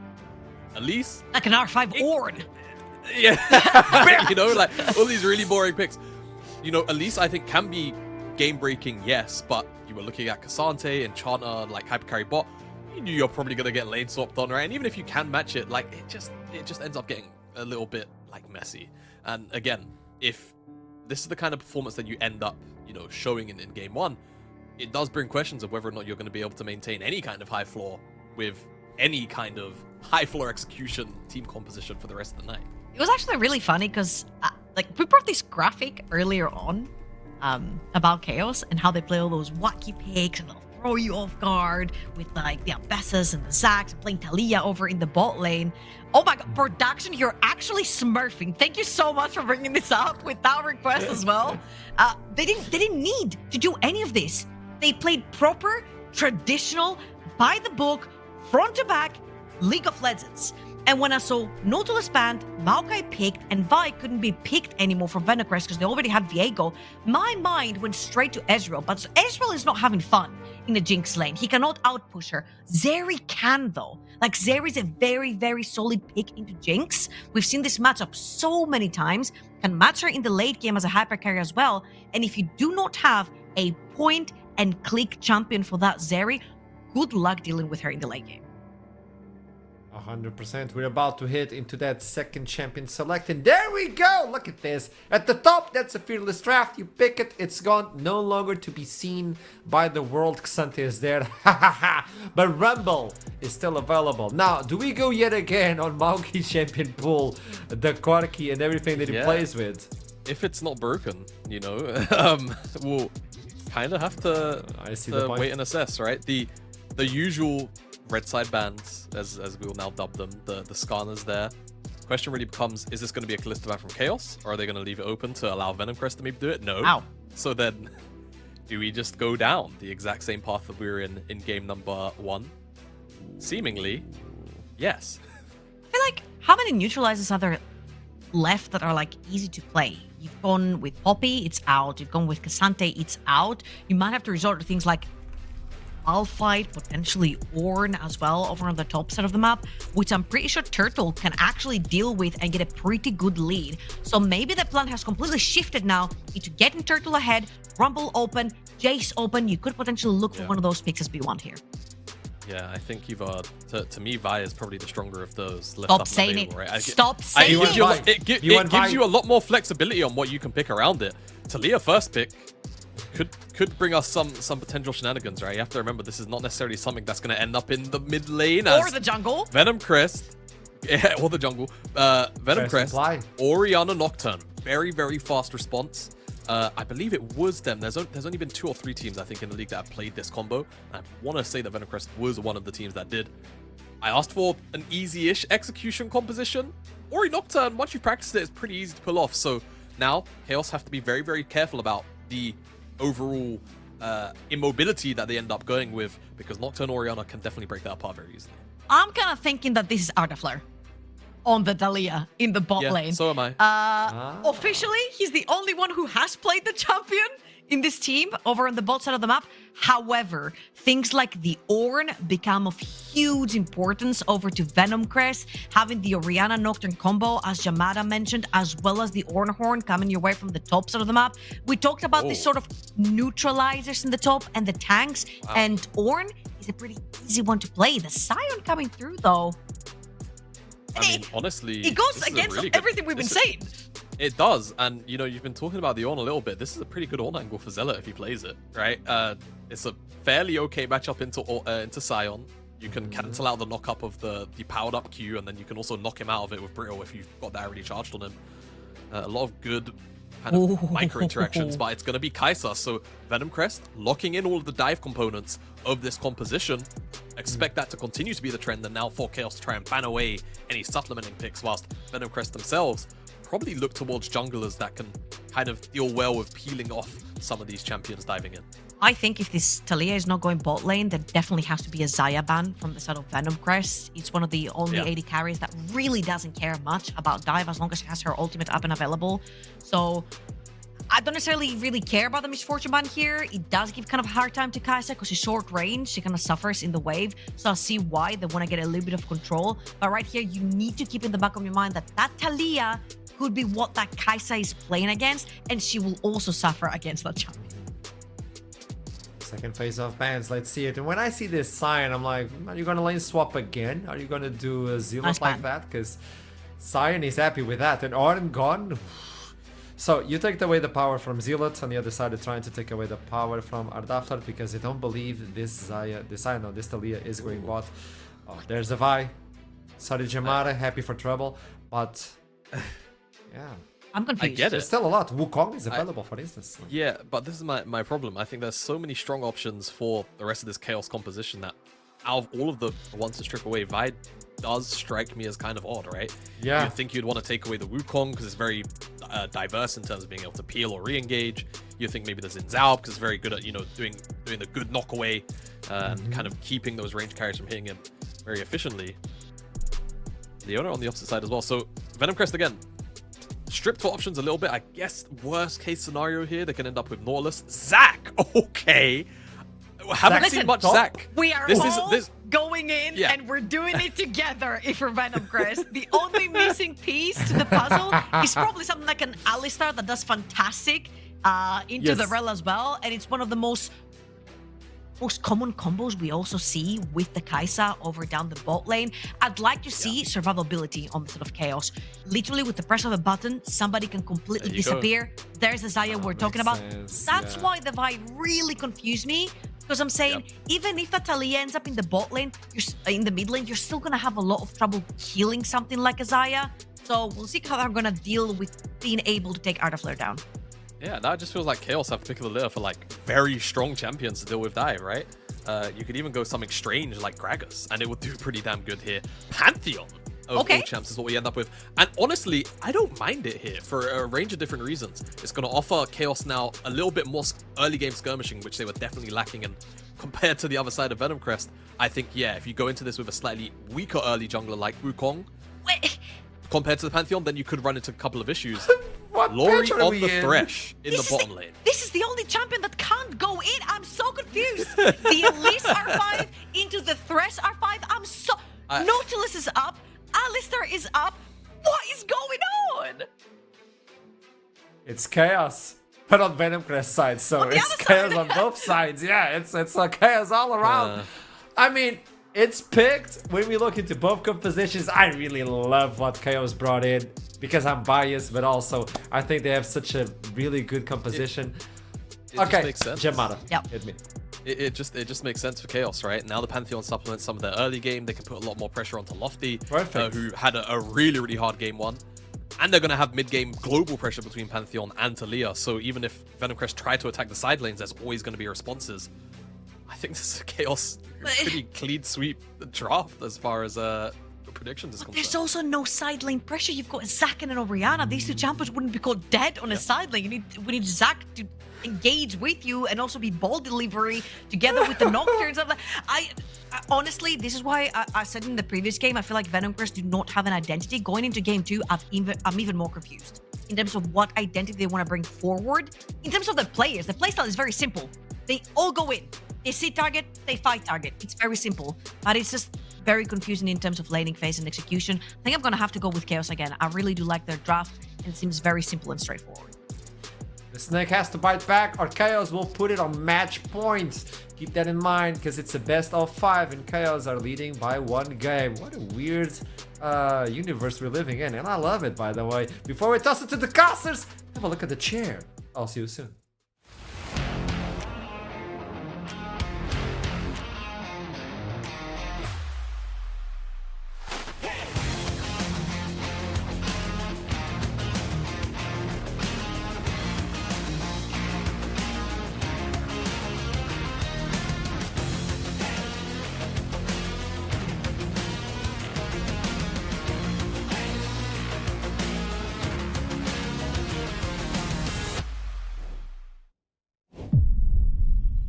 Welcome back to the Summoner's Rift here for game 2. Is there still venom in the Snake's bite, or is there time over here as the defending champions? 1 game down in this best of 5. One thing is for sure though, but I think you can agree with me on this over the course of your time in the NLC, that the lower bracket never really seems to go the way you expect it to.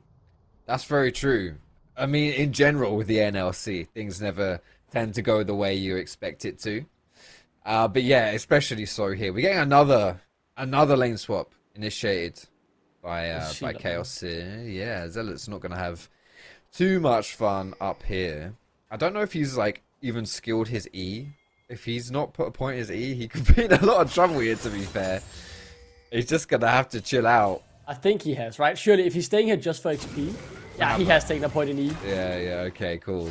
It's not usually what you take level 1, so... I do think it's smart enough, though. Like, in this specific matchup, predicting that it will be another another swap and then getting those first 3 million XP. I think that was really smart. Sadly for him, though, Arozzi did catch it sooner rather than later, right? So, didn't gain the most from it, but I like the little bit of creativity that the coach can bring to the game, you know? Yeah, no, it's a good point, to be fair. It's you get some XP that you'd otherwise be zoned from in these lane swaps, so... Yeah, not too bad stuff right here. I want to talk a little bit about the comps that we've got so far, though, for game 2. Obviously, Fearless makes things a little bit interesting, right? Because you can't pick certain champions again. There are 10 champs now that are unavailable for both teams.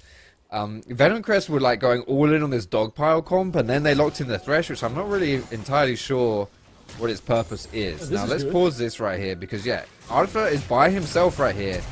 No support. Oh, that's so nicely executed, and this will be first blood from Venomcrest as well. Beautiful bit of macro here, as the one last auto will come through. Laurie will put him in the lantern and get that first blood secured. Yeah, what a good rotation. Reading that Arozzi will rotate, and you know, Arthur tried to get out of the situation with both summoners, and you know, Laurie only had to pay the price of the ignite. Yeah, he gets the kill as well. I mean, is that a caster curse or a caster bless? I don't know. I was just like, oh, where's he picked the Thresh? That he's like roaming around, making plays. I mean, that is obviously one of the great advantages of Thresh, is like in the lane phase at least. Like, he's very versatile. He can engage, he can peel. But in pro play, he's mostly chosen to be a nullifying aspect. As yeah, Lofty's in a little bit of trouble here, but we'll be able to just walk away. So yeah, a lot of engage, a lot of going in here for Venomcrest, where it's kind of a little bit more balanced out on the side of KAOS, but they certainly won't be too shy to go in themselves either. So a lot of scrappiness, a lot of engages, and this could be a very snowbally kind of game as well. Yeah, we'll definitely be looking forward to something like, you know, the crucial points, right? The Kiki, first ultimate, first Paraguay level 6. Can he find a good engage and get a little bit of a snowball rolling? But I think a point that I just briefly want to touch upon here about the Fearless draft as well, that is oh so interesting, is the fact that now that Sui has taken this Talia, it was not just a flex pick players, but you've just denied Lofty playing his main, and you know, Talia is a champ that I have heard a lot of good things about Lofty on from his time in the Swedish league, so that is now removed for the rest of the series, which is a really interesting third perspective, right? That you can pick a champion if it's their one trick, the one trick is now gone, and if you just okay at piloting it, like it adds so many more dimensions to the draft that is really interesting. As it will be interesting to see if Turtle can survive this as well. I think he's dead. Yeah, that's going to be the second kill now at the hands of Laurie. This man is just a wandering death ball, as you'd expect from the Keeper of Souls. The Zealot Should might be share the forced same into the fate. passive here. Oh, he does not hold on to the flash, and he will pay despite trying to get out of the situation. Adafla will get his first kill here. Arozzi takes it away. I mean, he's a multi-game talent. Why can't he also be a carry and support at the same time in game, right? Gotta need that gold for it. Yeah, that's unfortunate. It's quite a lot of damage from Turret. Needs to be careful. This Turret scales really well as Drake is being taken by Kiki as we see. Mauki! Oh! He would have died to that turret hit, man. He would have died for it. Oh, Jesus Christ. They are playing with my heart here. They are. They're playing on a razor's edge as well. Almost falling down there. That would certainly have been a little bit criminal as Lovey. Oh! Has he got mana for the flay? I don't Can't think he flay. has. No. It's too close, man. They are really, as you say, dancing on a razor's blade here as they try to find the plays that can push this smart little goal lead they've already gotten in their own favor. The recalls will now come through, and that's that play over with. Heralds, or not Heralds, sorry. Rather, it's the Void Gloves now spawning. And they will be taken down here by Taxi with the bot lane of KAOS here as well. Fuck, we do expect them to get it clean and without any cut. Yep, KAOS will now pick up their third bunch of grubs in a row coming back to game one as well. So they got both in game one, and now they've picked up the first tier two. So yeah, it's good stuff right here. This early control on the top side of the map for KAOS, and they're also still looking to get that feat of warfare. One more kill for Venomcrest, or two for KAOS. That's still up for grabs.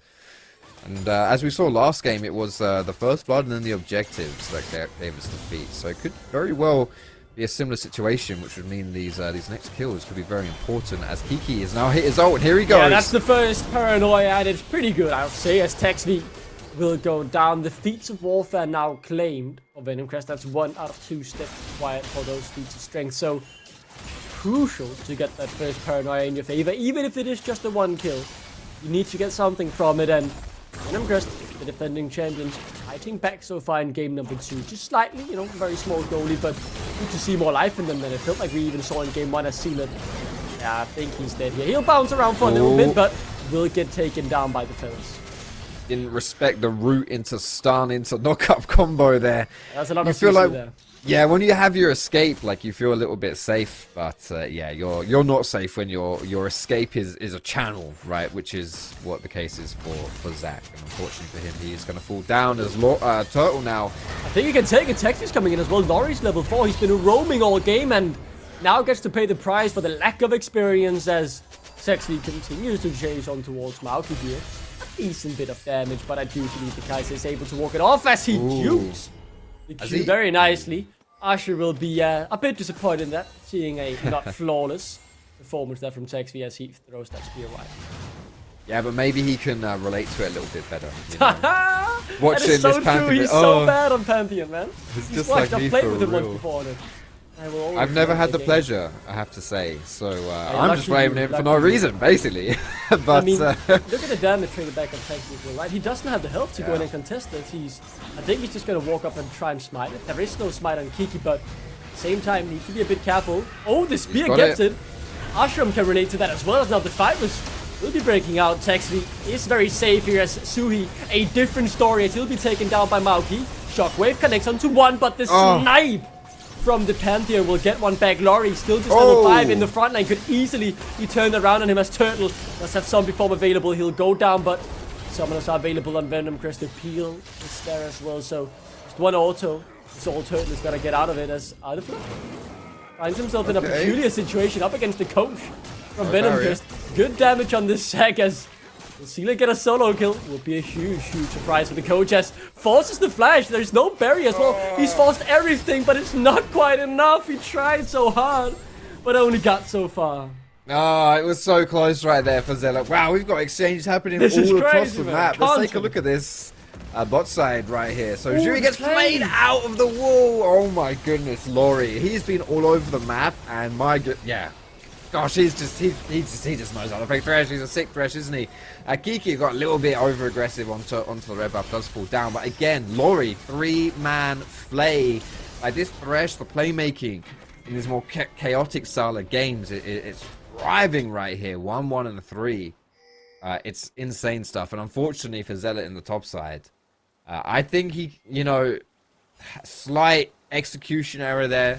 Definitely could have killed Ardafleur, but it's well played by Zaya to turn it around and get a kill for himself. Laurie, man, the confidence in this guy is never ending. There really is some Hulu-saying things about him, right? Sometimes he goes a bit too deep and it looks a bit bad, but when it works, he just walks into 3, turns the fight, finds the right hook, and seeing him play with his confidence, especially after a bit of a rough game 1. So good still to see, as there is still so much of this series left to play with the Void Drops now spawning.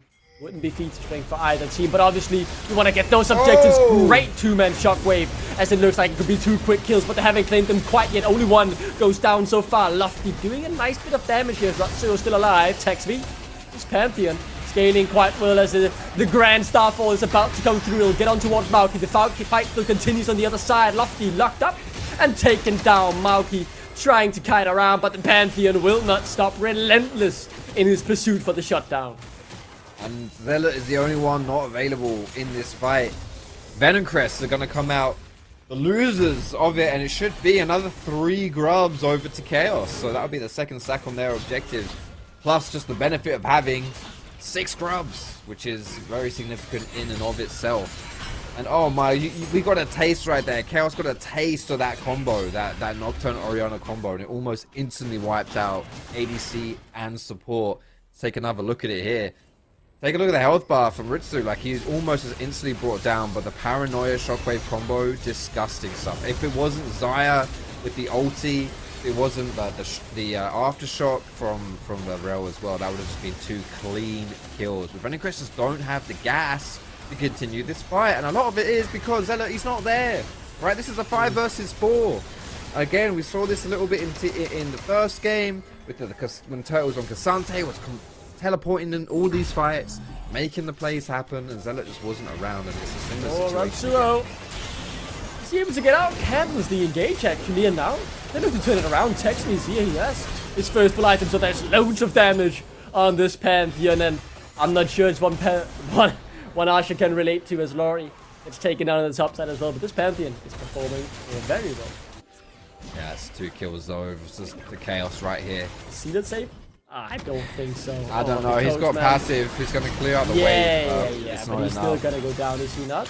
I mean, the minions will take it for a bit. I do assume that they will get the kill, but Maoki will try to change that as... No, I mean... Oh, no, he's dead. He's dead by the feather. I mean, a bit of confusion there, right? We do a light bit of trolling as the kill does come through in the end. And I want to zoom back, Fox, to after the first game day. We had an interview with Texvi, and what did he talk about? They needed to find that confidence. He has always had belief in this roster. I know, talking with him before the split began, but it didn't show that confidence in stage as Maoki. Certainly showing some here, yeah, as I think it's a bit too far. Texvi tries to turn it around. The snipe doesn't quite connect, as I believe this is over. Never mind, Sui's rotating down as well. The seismic shot. The killing spree is there as well, and one more for Texvi. Yet another nice play. More confidence be shown, and that's the big turnaround, right? They are showing that confidence. They're taking these fights. They're taking the game to Venomcrest. As in the group stage, they were so reactive, always letting their opponents dictate the tempo. But now, KAOS are the ones deciding to go in. The ones deciding to make these counter punches. They're not giving anything up for free anymore. This is it. And now we're 13 minutes into the game. And, you know, we've got a 7 kill lead in favor of KAOS. 13! Almost a kill a minute. And it's been, as you mentioned, it's been across the entire series. We've got a flanking TP from Lofty. Trying to turn Venomcrest favors around. Can nice they do it? Sealed. I mean, poor lad. He is struggling to fill Elijah's boots, as we're missing the action on the bot side, but we do see the kill come through. I do believe Turtle as well in the top has gone a bit too far. Won't lead to more than just a few kills. No neutrals to play for, but all across the map.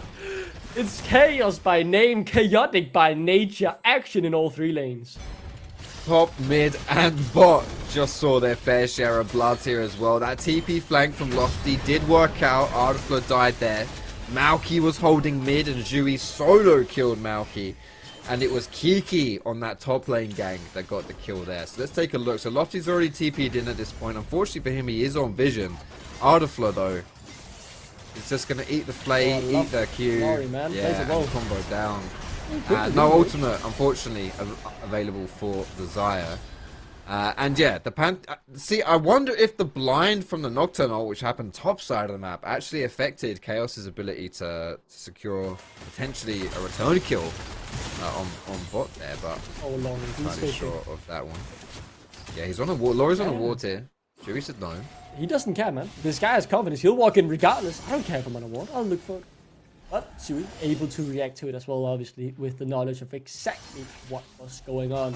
I mean, this series, even if I am starting to get a feeling it could be a 3-0, it's chaotic, it's fun, and it's, you know, a bit of prime NLC, right? Getting down and dirty, fighting all across the lanes, and while the macro certainly has been better than what we've seen in the past in this region a few years ago, the chaos still remains, and it's so good to see a Sealot is not enjoying his time in the NLC so far. Laurie caught out as well, as not sure who picked that fight. Could have definitely been the Venomcrest support. Sealot 100 HP, but he's bouncing around and is able to buy himself alive. 5 seconds on the Paranoid. We'll keep our eyes on that on the top side. There is no shockwave to help, so instead they turn their attention to the Herald. This will be the objective feat for whatever team that takes this right here. Both teams are on 2 out of 3 objectives, right? So this Herald is going to be quite a big deal, and it will be the entire feat of strength for whoever can secure it. Yeah, Turtle is TP'd in. He wants this fight, and as you say, feat of strength on the line as Herald looks likely to reset. No, it has just 1 bar of aggro left as it finally goes back. Sealot, the first victim of KAOS's action, as it looks like Lofty forced to flash out to safety. No mana, no escape, as the spear will cut a hole right through his back, dominating Ghost Tex VS. They will turn their attention to the feats of strength. Kiki and Venomcrest will look to get the Drake. It's a question of who will get it first. Let's see how quickly they can take these objectives. Can we have a picture-in-picture for this, please? That'd be brilliant. I wonder how much HP is left. Back up on the Herald. I would imagine Dragon is easier to kill, no, than the Herald, because the Herald depends on how quickly the eyes open. Do they both have Smite? They both have Smite. Who's getting it? Oh, Venomcrest will get it first. 2k HP still on that Herald. If only Ardafla had been there the whole time, but Venomcrest win the important fight, right? The speed running of taking the neutral objective. Yeah, Venomcrest are able to secure those feet, but it's still going to be a tough uphill battle for them here with the significant disadvantage they find themselves in. We see this fight again. All starts with Turtle on the engage. Unfortunately for Zella, who TP's in and is involved in the fight this time, he's got no ultimate and he's on 30% HP. It just does not work. So when the re-engage happens from Toxvic, he is just so donezo. And he's the primary engage, right, for Venomcrest. He's meant to be their tanky member. When he can't jump in and absorb, you know, and tank things up and set plays up, then he's really not that useful. Which is what you witnessed there in that fight.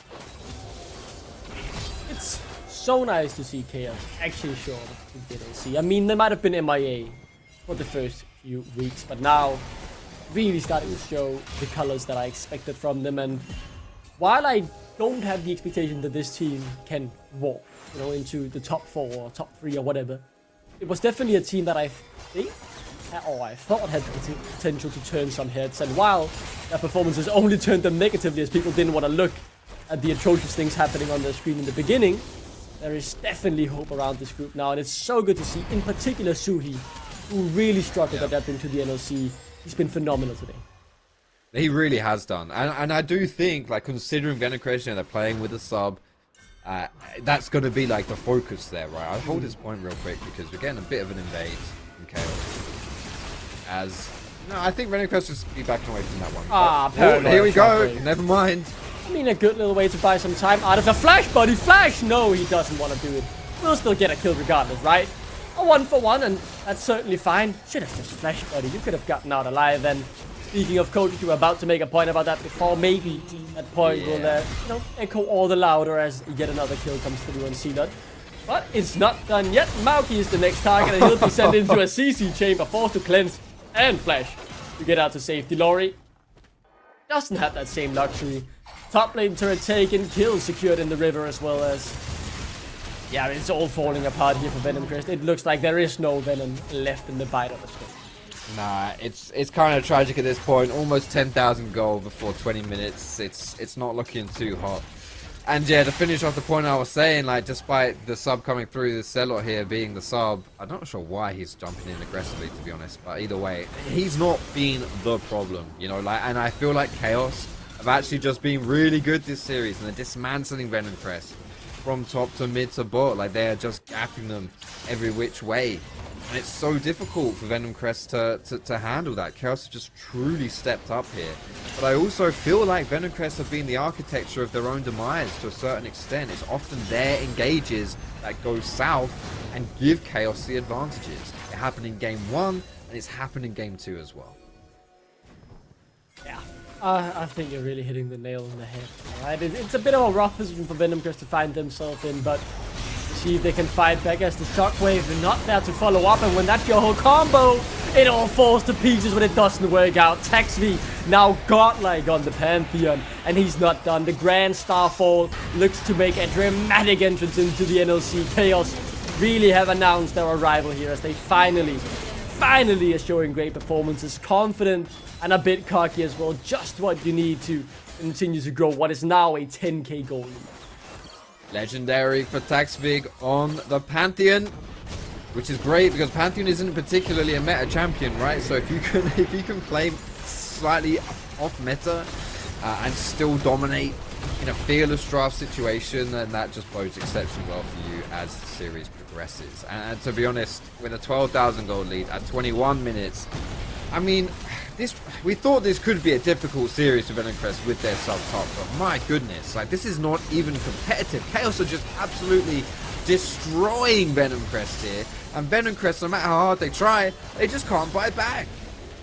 Yeah, there is nothing for them to find, and they've tried the combo. It worked a few times with the Shockwave Paranoia, but these past few fights, they haven't even set that up correctly, and when that fails, you know you're down in the mud, buddy. You are... Yeah, that needs to work. I mean, not guaranteed to win you the fight, but you have to connect that combo to give yourself the chances. Taxley now forced to recall. There is tempo, a window here for Venomcrest to try and sneak themselves back into the game. Soul, not gonna be claimed yet due to the pause. Ooh, yeah, that's it. So we're on Soul Point. In Taxley Venomcrest's has no favor, ultimate as well, right? yeah. Taxley has no teleport, of course. He's the jungler. Has no Grand Starfall. He's forced to recall. I think they can claim this soul. And you know it's desperate when you can say, I think I can claim this soul, but I don't think it changes their odds of winning the game unless they get more after that. And it looks like we're about to find out. No, we're about to watch them mess up the combo. Yeah, this was the fight previously. Like, you've got Orion and Nocturne.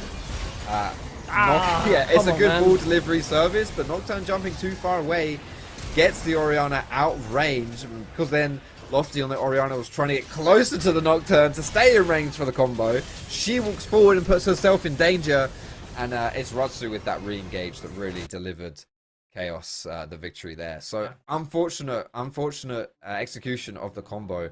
And when you are playing these dog pile team comps, right, which is what you've got here from Venomcrest, where everyone just wants to jump forward, you have to jump in and blow people up. And I said at the beginning of the game, it could be, you know, we've got two team comps that want to scrap a lot, that want to fight a lot, and that rely on fighting for their win conditions. A game like that will be very snowbally, because a team that gets ahead, you know, we're going to keep fighting, and then at one point one team will be ahead, and everyone's going to keep fighting, and then it just gets out of control. And that's what we're seeing so far, right? The combo is not working for Venomcrest, and they're suffering for it in KAOS. Like 21, 22 minutes into the game. Like, this is like Los Ratones level of gap at 20 minutes, right? A 12k gold lead at that point, it's ridiculous. Yeah, I mean, the fact that when they put the ball on him, I thought they were just too far away from each other at the beginning of the fight. But this is very much giving, you know, that, oh, we've seen this combo on YouTube work, let's just try it, and then they don't know how it works. But Soul will be claimed. I'm 90% sure that there is no smite, there is no Taxley, they've gotten it. That is something that they can grasp onto. But will KAOS let them get away scot-free? I heavily doubt it, as Ratsuo Turtle trying to chase them down, but they'll walk their way back into the base to make sure they won't give up anything else. Okay, so they trade so far. Obviously, or honestly, in my opinion, a very fine trade when you're this far behind. Yeah. But you're this far behind that I doubt that it matters much. It might just be exactly as you say. You know, it might not move the needle much. But bro, Venomcrest have got the feet, right? They got the feats of strength, and they've got soul at 22 minutes. But they're like over 10,000 gold behind. That is illegal gameplay. Like, someone needs to be locked away for that. That is just purely not okay to be conceding that if you're KAOS, right? Like, it's not cool. Right? But hey, it is what it is. And if you're a Venomcrest fan, you're looking at ways for Venomcrest to get back into this game, like having the free stats that come with the benefit of the feats and the soul. That could be it, right? And you do have a good wombo combo. So if you can just find a valuable target, find Zui, for example, you can't get out in time and gets blown up, then maybe that's your way back into these fights. And I mean, the good thing is, right, if they get eliminated here, they'll obviously get to watch the banging rest of the split, and they could hopefully sit in some nice new Arozzi chairs with our 50% discount code, right? Get their bums nice and cozy to watch the chaos unfold as. Now Turtle, I don't want to say he's in trouble, man. We've all seen this 1,000 times before when Bound goes sign. He can just walk this off or find some way out of it. Does have flash as well. Or if not, they'll spend hours on it. And look what KAOS is doing. Yeah. Well, they're gonna take down the final tier 3 turret. Turtle, he's still alive and healthy. He's walking up towards the inhibitor. He's gonna try and take that himself. The man does not care anymore. Is that all 3 inhibitors down? Yes, it is. I mean, this one isn't down in the bot side. They have now forced Turtle away, but it's 2 down and should be 3 shortly. As see that is having a lot of fun, not being killed all the time, but not the most fun when he isn't really able to do much damage. Yeah, he's just being ignored, but he actually might be the one who's caught out and being killed now. Oh, this feels so bad for him, man. Give him a break. He's a coach. He shouldn't even be here, Zui, though. It's just a withdrawal. He could TP back in, and that's the bummer here, right? When you've given up the Aracam, but there is a small little window. He's TPing in already. He's here in a few seconds. This will likely be the final fight. Combo. Great shockwave on 3, but out of the nice ultimate, and it actually buys so much time. Re-engage from Ratsuo. It's great. It's fantastic. The 10k goal lead. Venomcrest, man, being slapped around by KAOS's wallet. They can try as they want, but it doesn't really change anything. The needle was moved, but not enough to make any difference, as Artifler will tell a similar tale as in game 1. Looks to pick up a quarter kill to end off the game. Not quite as Sui takes it, but the outcome is all the same. KAOS pick up their 2nd win in the series. They're on match point and close to eliminating our defending champions. Coming into this series, I did not have Venomcrest getting 3-0 swept by KAOS on my bingo card. But after the first 2 games that we've seen here, I don't know how Venomcrest can stop that from happening at this point. Now, KAOS have just looked like a completely different beast. They were absolutely lame in the seeding stage, right? They were just, 0-4. 0-4, yeah. They didn't pick up a win. They barely looked competitive. It weren't pretty. And now the bootcamp buffs come through. And Venomcrest, they found the weakness in Venomcrest and they're exploiting it. And the thing, again, I said this during the game, but I'll say it again. Zella is struggling as the sub coming in, the coach coming in, but I don't think he's like the main problem. I really don't think he's the main problem. And that's the scary thing, right? They're not just losing due to Zella being a coach who's, not at the level to play in the NLC. They're losing across the board. They're losing in individual lanes. They're getting solo killed in mid lane. It's all falling apart, and I mean, my biggest question is this bootcamp buff, or is it just Denmark buff? Man, it could be, could very well be. The national anthem won't come out right now. There are still games to be played, so I'll throw it over to the desk before I get too Denmark biased here on the casting desk.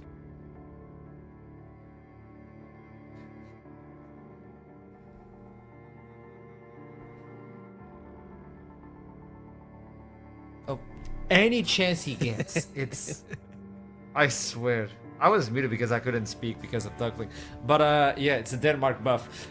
With that in mind, somehow KAOS is dominating. And I think the signs of it's not the coach only is getting stronger as we go. And KAOS realized that, wait, they destroyed us on seeding, but it's doable. It's more than doable.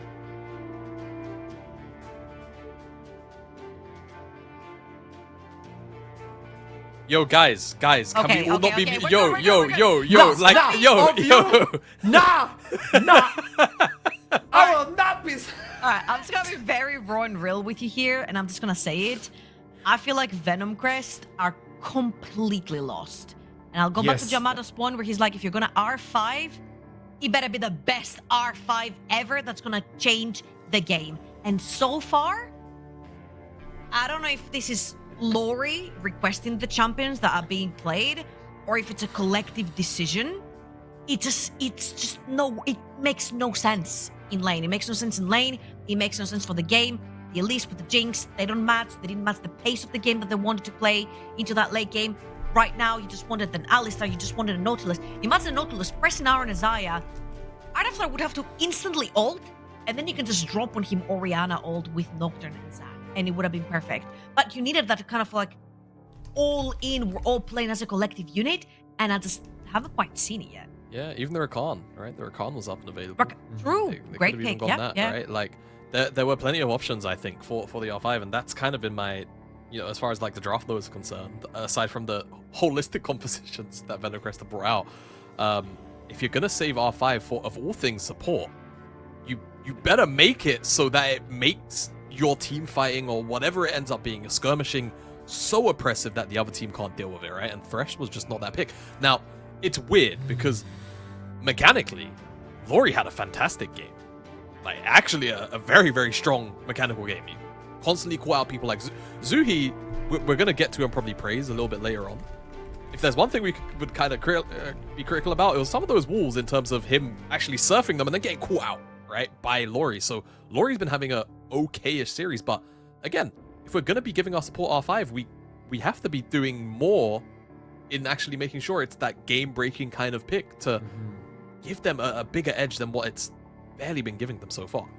And look at the picks that have actually worked for them. Kalista, Rel. Varus, Rel. Extremely dominant in lane. And it doesn't necessarily have to do with, oh yeah, Kalista's banned, Varus is banned, whatever. It has to do with how aggressive these picks can actually play in lane and the dominance you can assert. You know that you are very, very weak over on the top side of the map. And even though, yes, I know the guys have said it, we have said it, it's not Zealot's issue right here. It's not because of him that they're losing. But they have also lost one of the big stars in the team that was previously the difference maker in a lot of their victories that they got. So not only, like, him not being the problem is not enough. Other people have to step the heck up. KAOS winning games right here will definitely give them a great confidence boost. But heck, give them a run for their money. I just have not seen them yet give them a run for their money. I agree 100%. We're going to jump into these replays to understand a little bit more. And the lane swap has been a constant as well. KAOS understood like, oh, that's an easy take. And they try to do that all the time. I mean, they are aware of what they need to do, how they need to do it. Play Pantheon, obviously they were going to win. But regardless of that, like, they are aware of what they need to do every single time right now. Yeah, I think these lane swaps have been very smart decisions, both games, right? Sion, very strong, low economy champion. Cassante, great at dealing with the dive, so even if he does get dove, it's always a coin flip whether or not he's going to end up 1-for-1ing, basically, right? So I think just utilizing the lane swaps to get relatively confirmed, mid games, there's no complete snowball through any particular lane or either side lane because of that. Has just been smart thinking by KAOS to make sure that there's no snowball from Venomcrest, especially the game one. Playing against the Elise made a lot of sense, and very rough support lane matchup between Thresh and Rel. Completely nullify it by going for the lane swap again. I find it curious on another topic that KAOS understand when they need to start the fight, but they obviously know when to stop it as well. They don't overextend most of the times. When we see a team like this, where they feel comfortable, they're like, oh, we're winning! We don't know this feeling. They sometimes just go all in and they go a little bit too deep. KAOS are like, okay, we got one, calm down. Maybe they're being overcautious, but at least they're not making those mistakes of going way too deep. And this is something to be learned. And just as you said, Treble, they're getting the confidence, they're getting the kills, they're getting the leads. Like, I don't see a game 3 coming back to Venomcrest way. I feel like there's nothing wrong with playing slow, calculated, textbook League of Legends. 100%. As long as you can build a lot of synergy by doing this as well, picking up victories, then they can actually analyze what they did well to pick up victories. Because people can tell you that there's like a million things you can pick up from doing things wrong and losing. But I specifically remember a Reckless interview way back in the day where he was like, we forgot how to win. I think it was back when he was in G2 at some point. He was saying on the interview, losing is great and you can learn things from it, but then you kind of forget what made you win in the first place, and you're gonna try to find your track towards that as well. And I feel for KAOS right here, it's a great confidence boost, and it shows them how they can work together as a unit to start picking up these victories that they haven't had until this point in the tournament. I like that. I really like that. And now that they know the blood, as soon as you get the taste of blood, you're like, oh, we're going in. This could be the 3-0 right now in favor of KAOS, because we're about to approach the game 3. And with that in mind, so we can talk about it, we'll do a quick pause and we'll be right back with you as soon as we're done with a little ad. Don't go anywhere. I'm watching you. I'll see you soon.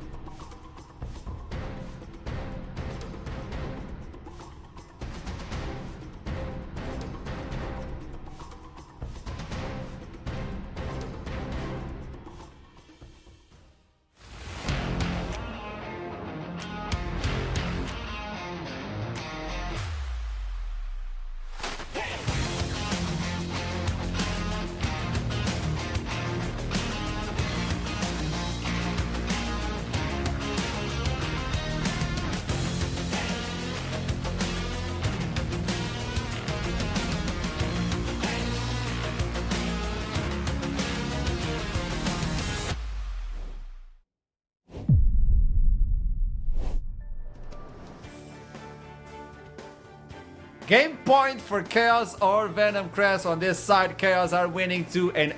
Venomcrest still searching for their first game.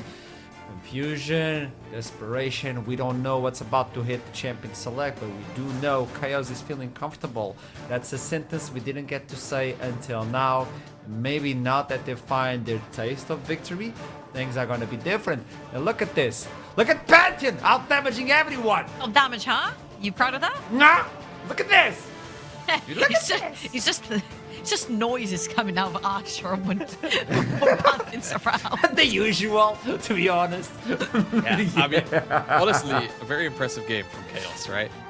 Strong amounts of snowballing off the successful skirmishes throughout a lot of the early game. And also, despite not really putting much pressure on Drakes and actually losing Ocean Soul, even that, as a discrepancy, was not enough to prevent them from closing out the game. And yeah, I can only really credit specifically to me the mid-jungle of KAOS for this one, right? Ardefla fulfilled his role. He was playing Xayah into Nocturne Orianna, and he pressed his R key enough times that it took him a while to find the correct timing, okay? Hence why I said he did it enough times for it to not necessarily matter for Venomcrest, right? And I think the consistent rotations out from Zuhi, making sure he was always present, and Taxvig always looking for angles of aggression, just paid off heavy dividends, right? Whilst Venomcrest are looking for these plays with that Nocturne Orianna, the global answers are always there, and it's not like a teleport or a Shen'el or even like to a point Twisted Fate where you kind of have to half guess, or in the other cases you just can't cast these spells to get to the places you need to be.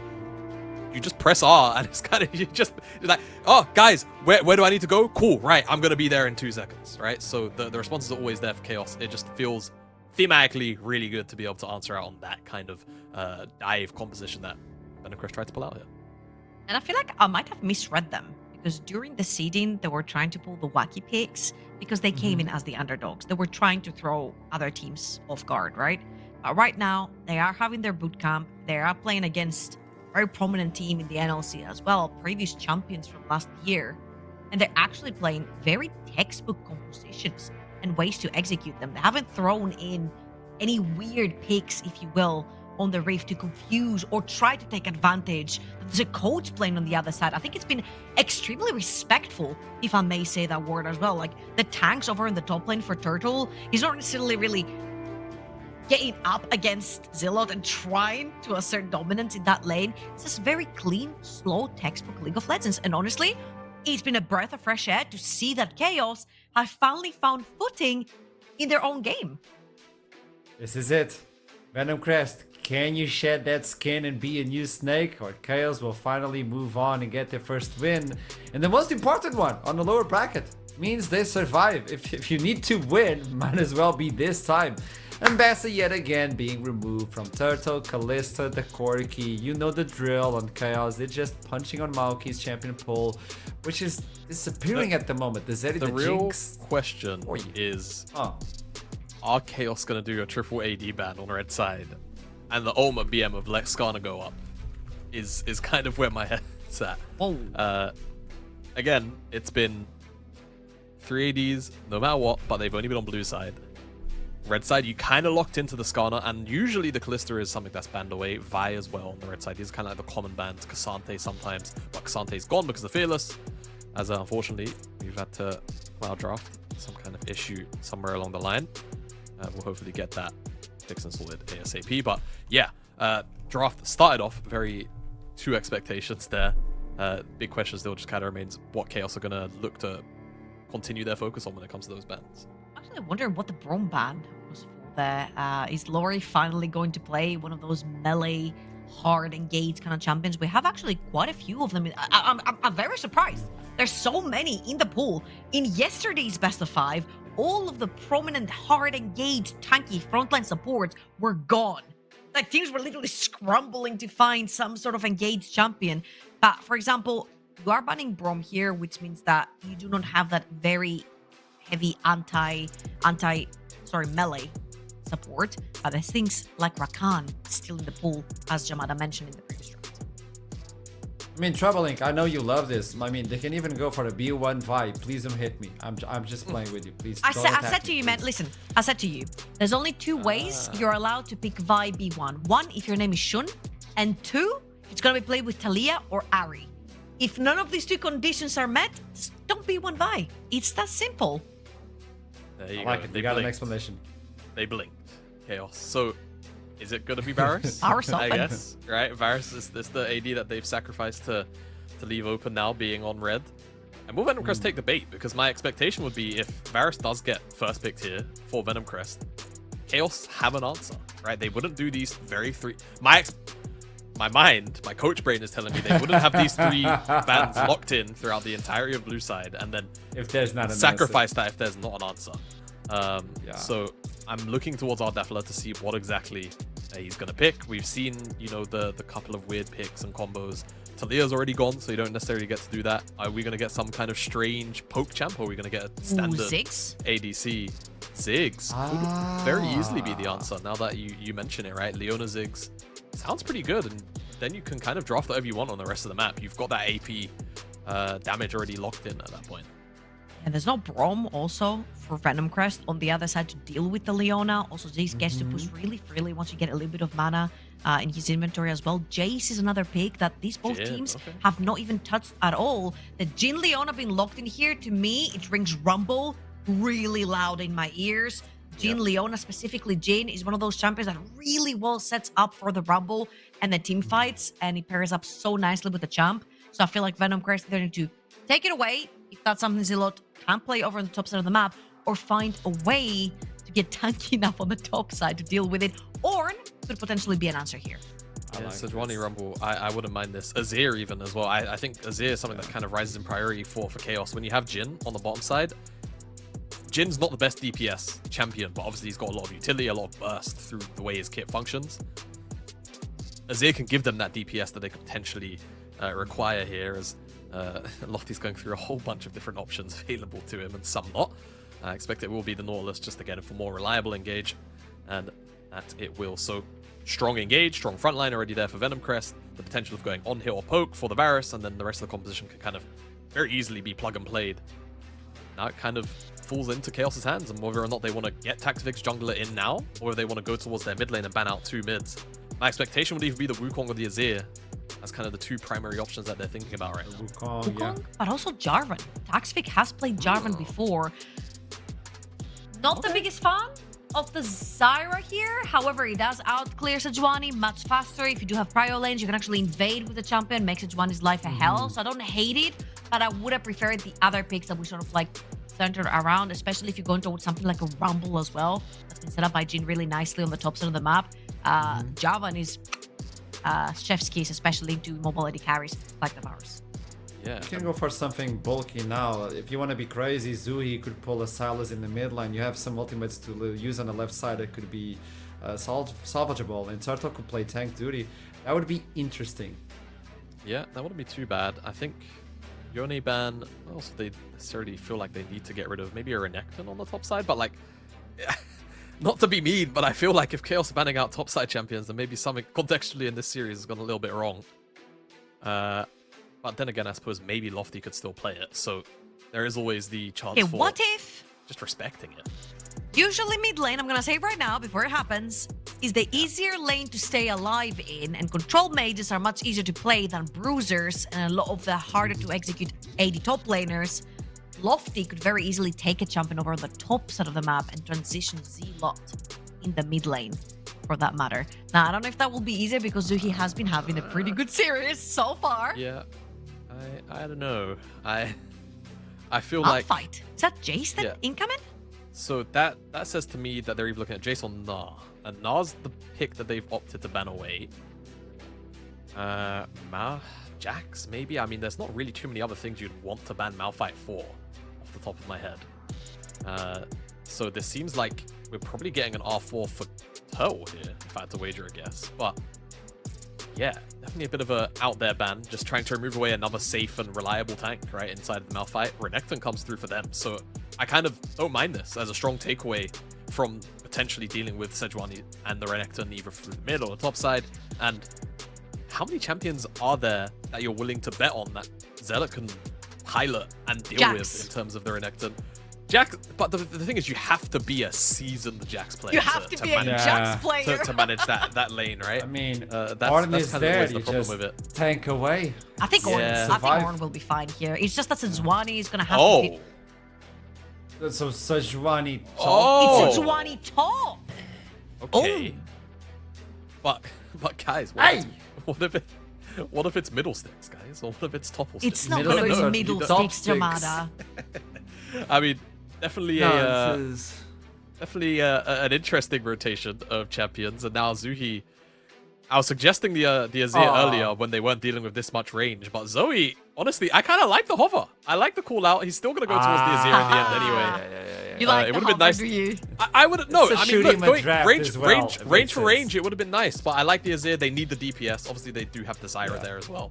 But they've got now a good mixed damage profile, strong utility across the board, and decent amounts of frontline. I think their comp kind of does it all. They can go forward, they can go backwards. There's not really too much of a worry here. Venomcrest, a lot going on with this composition. Ezreal in mid lane, and of course the Fiddlesticks. Trouble, what do you think of the Fiddle? I'm actually excited because I think Fiddle is one of those champions that if you actually play him and play him a lot, we've seen what Inspired, for example, can do over in EU and NA with Fiddlesticks, but he's a very, I would say, complicated champion in terms of clear speed. He's super fast, but you gotta know his tricks to like do double minions and double camps to be faster. Because again, Zyra is one of the fastest clearing champions in the game, and 1 or 2 priority lanes for the Zyra. That means that the Fiddlesticks is going to struggle in his jungle. And I want to see if KAOS are actually gonna put some pressure on this Fiddle to not get any party surprises later on. If you don't get vision on the map, Fiddle may surprise everybody. Maybe that's what they need to take down KAOS for this first one, or KAOS may end up the city. So I just want to name Jamada, nothing else. Chaos. Trouble. KAOS. Oh, a 3-0 on the desk. I'd like to know what the casters think about it. But before we go there, we have a quick pause before we go into the Rift. I'll see you soon. Match point.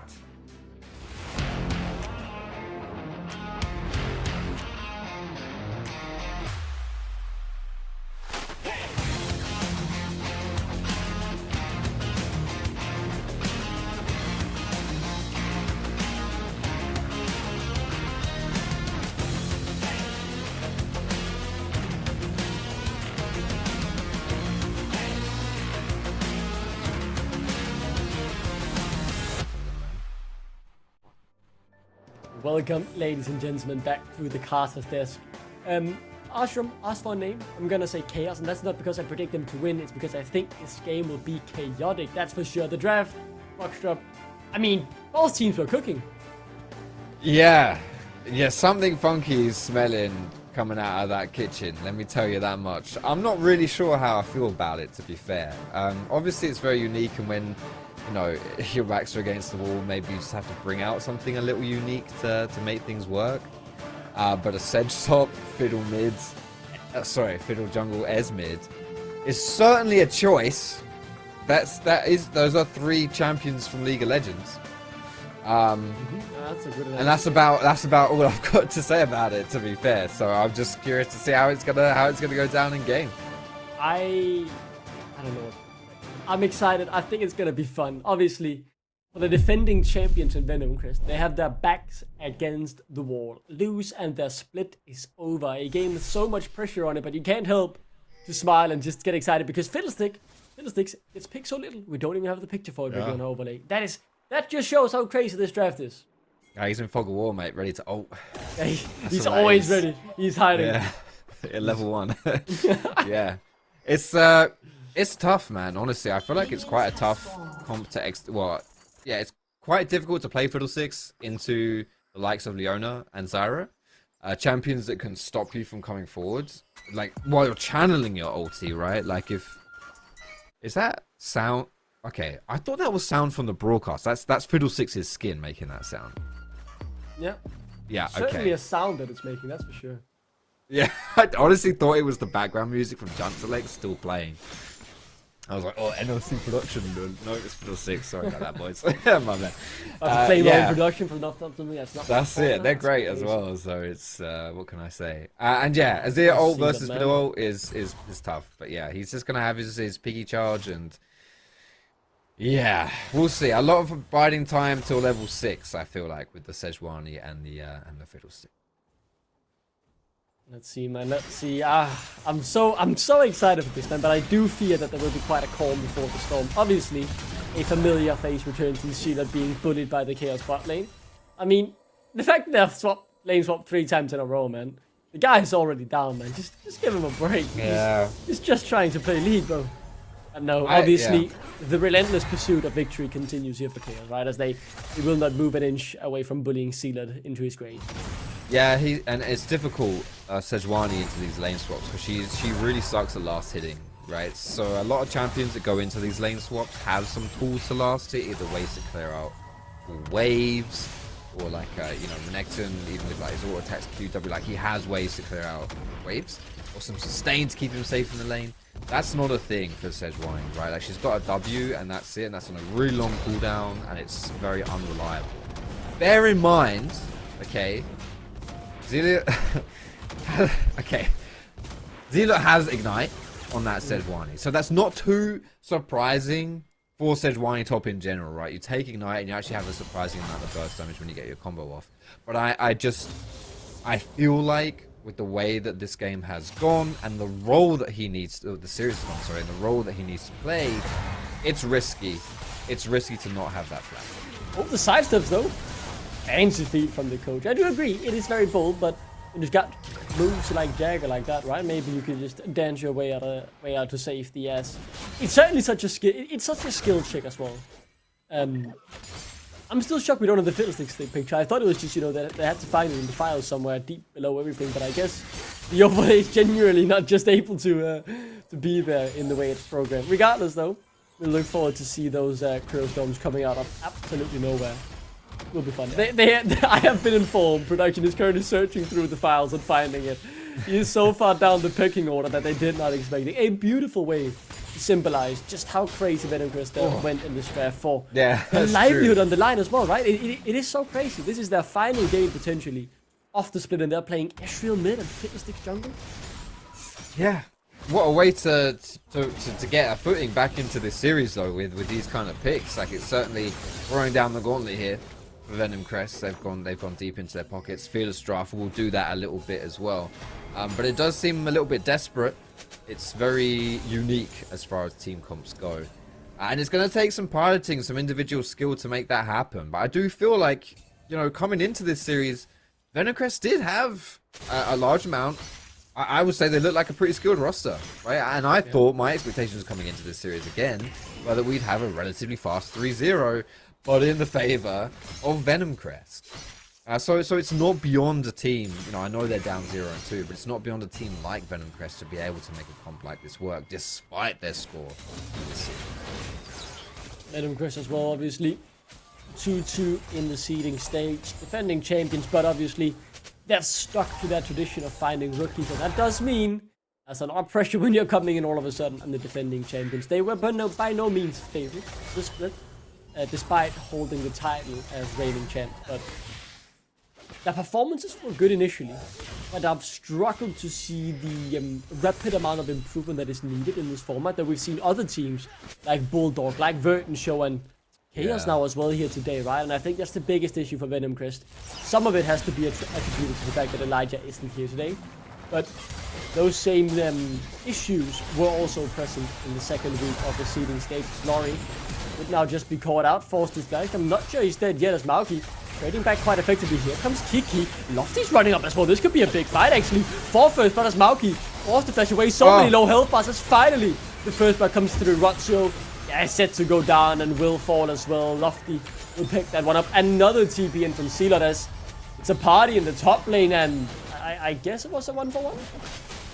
Yeah, and again, it's a support getting first blood with it being Rutsu this time, not Lori. But a lot of blood happening in the top side of the map. We've seen this quite frequently coming through here. I don't think Sui Venomcrest want this. looking for the shuffle and will find it. Takes a bit of damage himself, but it won't matter. The kill will be claimed, and that should be 2 Void drops in favor of KAOS. But those low HP bars might seem like a nice opportunity for Venomcrest to bite back. Good poke from Lofty, but Suo out of vision, and will just find Venomcrest mid lane. A good flash and piercing arrow, man. They are really balancing on a razor's blade here as continual poke from Lofty. Now forces Taxi, who has just reset, do not get the drops as well as that neutral objective yet to be fully taken. Kiki's back on the map. Yeah, Zealot now is level 6, so he will have his ultimate. He's more of a champion here. Kiki though needs 6. He needs to hit 6. I'm not sure how soon he is. It should be pretty quick, like probably one of these. I mean, these grubs should give it to him. But until that point, like, these plays are exceptionally risky. And to be honest, Venomcrest are fortunate it didn't go worse for them here. Getting caught out by the shuffle and such. He's still only level 5, okay, but he's got his top damage. Yeah, I'm sure he'll be chilling. A lot of the success for Venomcrest will come down to the Crow Storm from Fiddlesticks, right? And how he can play around that vision to make it work. It's gonna be exciting, as we've already seen this game. They are certainly willing to get down in the mud, fight and brawl. It's a good mix of macro play and the good old Prime NLC, where it's just, you know, fight until someone's Nexus explodes. And I like that. It's a nice little mix, as at first neutral objective did go over to Venomcrest with the feed 3 Void drops. Drake obviously available on the map as well, and maybe a kill in the mid lane as Laurie was fishing, like he's done in all 3 games, but comes up empty-handed. We see KAOS. 1,000 gold in the lead already at 8 minutes. But to be honest, it's pretty even across the board. And the fact that a lot of that gold is sitting on Turtle compared to, you know, Renekton over Sejuani isn't a huge deal, right?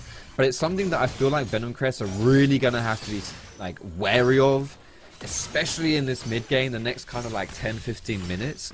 Because Venomcrest have been the ones who opt into a lot of these fights. A lot of these aggressive plays have been started in the series by Venomcrest, and it works out in KAOS's favor, as we're going to get an engage from Venomcrest this time. That's just a little bit of a trade, okay? My point standing that I just want Venomcrest to be able to, like, understand that actually maybe we don't want to fight a Renekton that's at his peak strength, right? And maybe it almost happened already with Fiddlesticks before he was level 6, right? Venomcrest initiated that too, so I'm wary of how the trend of this series has been with the aggression, perhaps at times over-aggression from Venomcrest. I think the over-aggression part is really key to hit on, as talking about over-aggression, maybe a bit of overconfidence instead, playing as a substitute coach in the top lane with Ignite. But yeah, I mean, Turtle will just find the solo kill. Come on, man. A nice play from Turtle. I want to give him credit, but I am a bit disappointed in taking that Ignite. It looks a bit more baffling as the game goes on. I think is the right way to phrase it. But is that a solo kill? We'll take a look at one more time. Let's see how Turtle made it look oh so easy. Yeah, this is the thing. Renekton is just so strong when you got that empowered. Your Fury up as well. You do so much damage. You're so strong, and yeah, the engage it's easy as you like. And because, you know, Zealot doesn't have that flash, you have to respect this at this point, man. That's come on. That's greedy. I think he had his Q up or something and thought he could just like react in time to actually CC Turtle under that turret, who is dead, by the way. Something happened there for him to die. But yeah, wasn't able to react to it, and that is now crucially, by the way, for KAOS. That is the feat of string, right? So that is all the, you know, the first part of it, the kills. So they've got that under their belt. It's a great update as well. If you take a look at the scoreboard, Kiki now is playing a champion. Yeah, I know you're surprised, but he is now up on that scoreboard as the Fiddlesticks is being shown. He is hovering around this top side as well, making sure that KAOS will be denied away. Let's see in the picture-in-picture how Turtle died. Well, I'll keep my eyes on how or what's happening up in the top side. Oh, he just went underneath the turret. Okay. Anticlimactic. Okay, that's what it is. Yeah. Figured it would be something like that. I mean, I can't see the ultimate, but yeah, that would be helpful to track if we could, because that's a big thing for Venomcrest, right? Before it, you know, for them to decide when it's like a big go button, you know, when they're going to be aggressive and when they're going to quite make low those here plays. as well. I Here it think comes. they might be dead as the Crow Storm is going to come through. Great turnaround from Artifla and Venomcrest. It's all going to shit. They're in a hole heaps of trouble. It's their dive. It was their decision, but they'll pay the full price. And another solo kill in the mid lane. The defending champions are trying to bite back, but they have no Venom. They have no way to do this. It's a shocker from Venomcrest. I said it, man. I said it. It's their aggression. It's Venomcrest who opt into these plays, and it bites them in the arse like every time. We've got the ult from Fiddlesticks, and to be honest, it makes sense, right? You get into Ardafler, you get the fear and the chain CC and insta killing, but he's not actually in range. That's the big part right there. Holy moly, that was really close though. If the Fiddlesticks ult's just a little closer and hits Jhin, insta fears the Jhin, and then you combo down and he dies. Like that's, yeah, the fact that that miss meant that Malky dies as well. That's actually a huge thing. Like genuinely, that's probably like an inch away from fearing Ardaflow, and that changes the entire play right there. That's crazy, man. Such a big moment, and the game seems to have swung a little bit in terms of who's in the lead. It was so even, but Venomcrest, they have no more second chances. They've been in the winner's bracket, now down in the loser's bracket, and one more loss. The defending champions are out. But while that what's happening is up in Suhi finds another solo kill. This guy, man, such a crucial time to step up, and this does not just go for him, but for the rest of KAOS. They've all done it today. And in particular, man, my eye continually falls on Suhi as he just shines so brightly in this mid lane. You're not wrong, mate. You're not wrong at all. Azuri has been, for me, has been the MVP of the series, I'd argue, so far. Like, he's been absolutely insane. And considering, again, like, Lofty is not a bad mid laner at all. I feel like he's been playing really well on Venomcrest, and probably been their best player coming into through the seeding stage as well. So yeah, the fact that he's just turned it around, like you mentioned, they had their interview, like KAOS had an interview and talked about wanting to find their confidence. You know, for me, this shows it, right? Like KAOS came through, they qualified being like the best team in the Swedish leagues, and this is it. This is the caliber of the team. This is the quality that they hadn't shown us yet in the NLC. Their first time on the big stage, the first time in Div 1. And they're making it happen, and now they've found their legs, they found their footing, they found their confidence. And they're one game away from knocking the reigning champions out of NLC. Really big moment. Really big moment. There's more to come. Turtle underneath the pressure in the top side, and will just be silenced, taken down. Great little play there from Venomcrest to get something as we'll be able to claim first turret as well. And won't leave the feat of strength yet, but it will deny that route for KAOS to take. They'll now have to find another neutral objective before they can get it.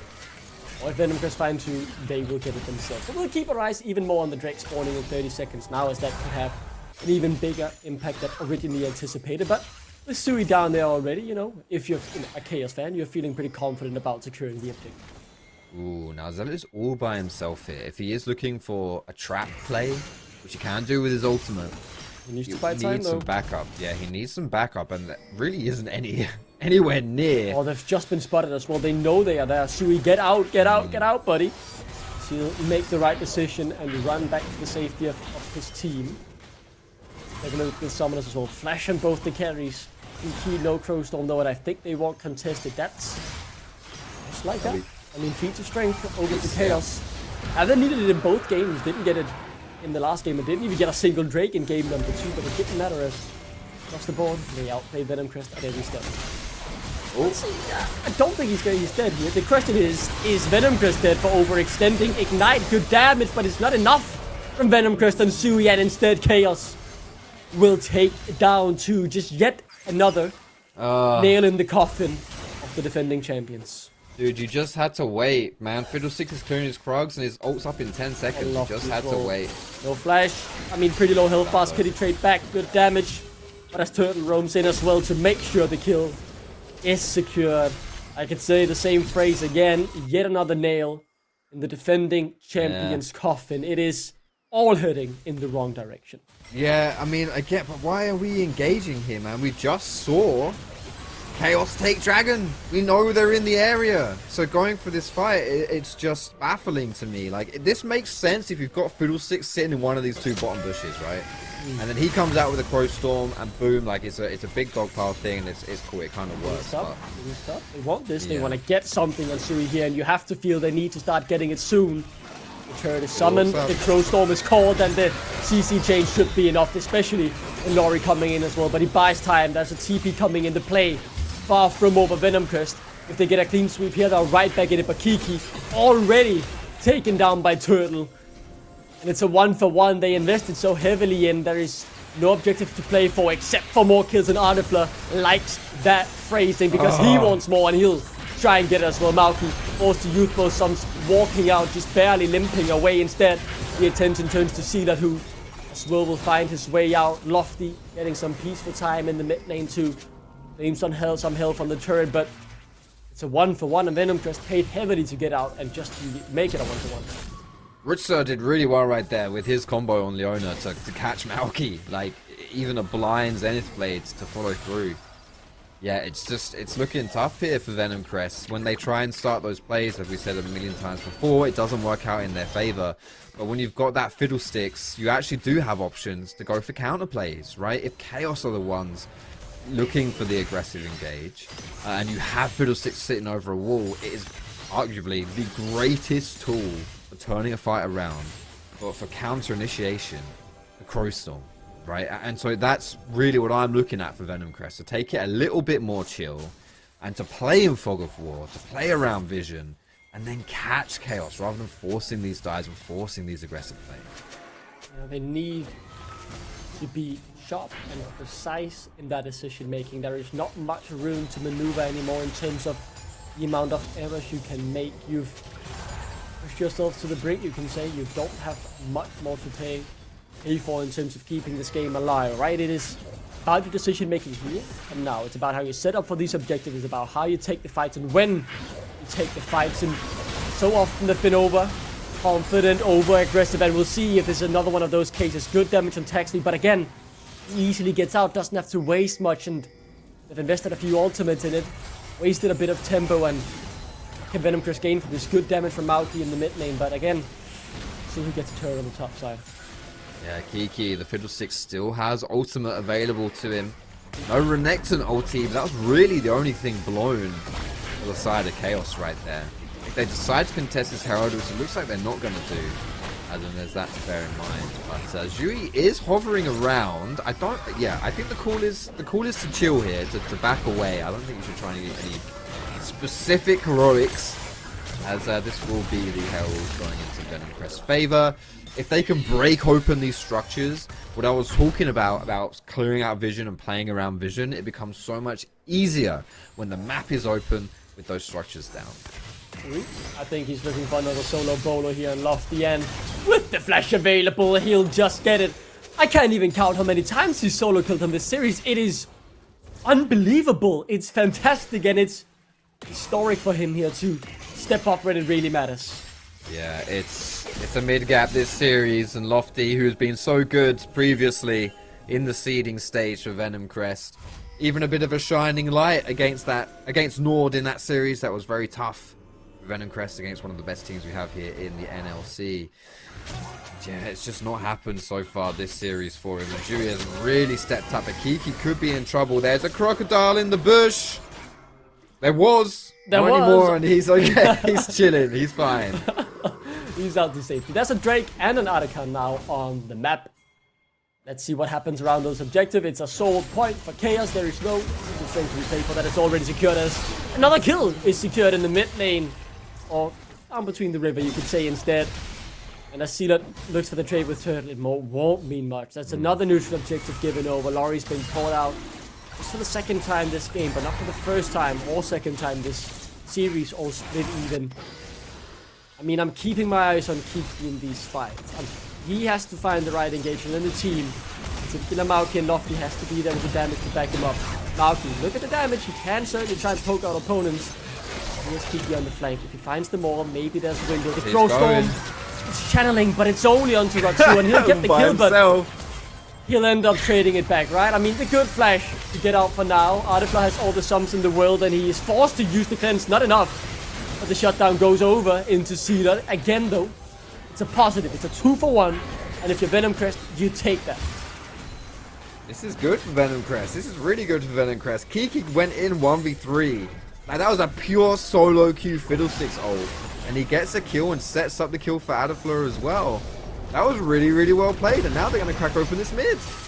This is just what they needed. The gold lead is still not in their favor, but maybe just a gust of wind to try and change the tides of momentum in this game is what they needed.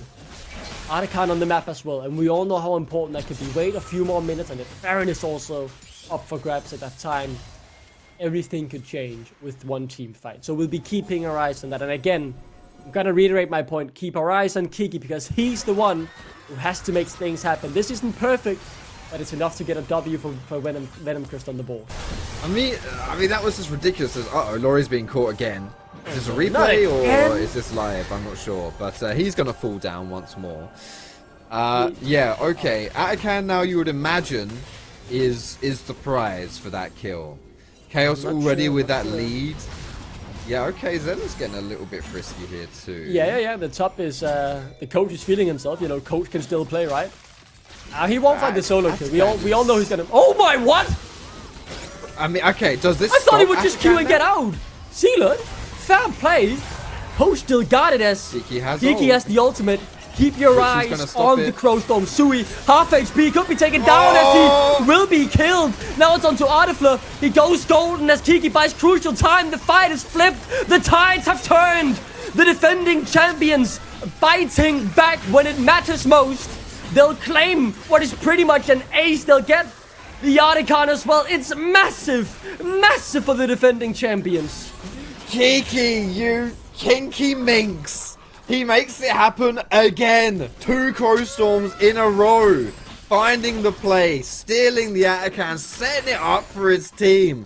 Beautiful stuff. Now, KAOS know Kiki's here. He walked over that control wall, but he starts channeling just that bit early. He's able to get in, separates KAOS. The Zhonya's comes through. Lofty was that fadeaway auto attack that brought down Shui as well. My goodness, and remember, there's no Renekton because he got solo killed by Zella 30 seconds ago. Ridiculous turn of events right here, and Venomcrest from having no life in this game whatsoever. They're looking like they're going to turn it around. And Laurie's caught again. Yeah. That's like how you should end a sentence every time you make a point in this series. And it's really good point. Laurie's caught again. And that is just how this series has gone. Regardless though, the gold is now dead even. The energy has arisen tenfold as now it's KAOS on the forefront, wanting to make the moves, not to be caught out once more. The withdrawals, 2 now used. Turtle still alive and should be able to walk this off as Sealer solo could be forced into withdrawal as well. And Laurie's caught again. How do you end every sentence with that saying? It's unbelievable. This guy, dude. This guy. I can't, man. I can't. Brilliant. Well, yeah. Okay. Well, he didn't have a withdrawal that time, so he's now dead for real. I'm not quite sure what you think that Nautilus can do one before, but yeah. All right. So unfortunately, Kiki, getting caught right there. That is the weakness of a Fiddlesticks. Like, you need to be able to go in and to set up really to make your Crowstorm and your Fiddle play in general work. If you're the one getting engaged on, it almost always blows up in your face, and that's what happened there. Fortunately for him, he had the Atakan withdrawal instead. But this is going to be an important dragon now for both teams. Jui doesn't see this though. He could still be in trouble. He's out. Ooh. Slide and glide, and no need for the Emperor's Divide as it wasn't done. Oh, and Laurie's sorry. I can't believe it. It's the 3rd time in a row I get to say that this time. It's actually turning out well though. He's not dead yet, and Taxley 1 auto away, but it doesn't come through. The snipe will secure it, and Baron is available. Laurie did not get caught. I took the kill for granted. Turtles on the flank though. The recalls have to come through. TP in from Suhi. So much at stake here for both of these teams. KAOS have room to maneuver. They can make mistakes. They can lose a game. But when you feel like you've had this series in the palm of your hand, you really don't want to play tennis right now. Throw it away. Bounce it back and forth. The game balancing on a razor's edge. Soul now available away as well for KAOS to be claimed. Keep your eyes on the sums. Flash up on the important carries. Kiki, no Crowstorm, but the flash is there when it's needed. Tax V's up in 5. I don't think KAOS can contest before that. Alright, Venomcrest, chill until Crowstorm, okay? This is your win condition. It's the Fiddlesticks ult. And they Oh get my in. goodness. The flank 5 from Turtle. seconds, it's They not want up, to trap it's them in the not pit. Can Sui get in? He has the Emperor's Divided Feet. They're not all in the pit anymore. It doesn't matter though. Turtle taken low. Someone else falls. It's Sealot as now Sui finds and assassinates Kiki. The crucial target taken down. The carry still remain, but little does it matter as the Smite's alive as Taxvi will turn his attention to the Baron most likely, but no, Venomcrest. 2 carries still alive could try and poke them away from that objective. They've denied the soul, they've bought themselves more time, but I don't think they've stopped the big purple worm from going down. Venomcrest, guys, you have the Crowstorm win condition. You can't set up these plays when it's on cooldown. Kiki's ult, it's not up here. It is not up. It's like 4 seconds away from being up.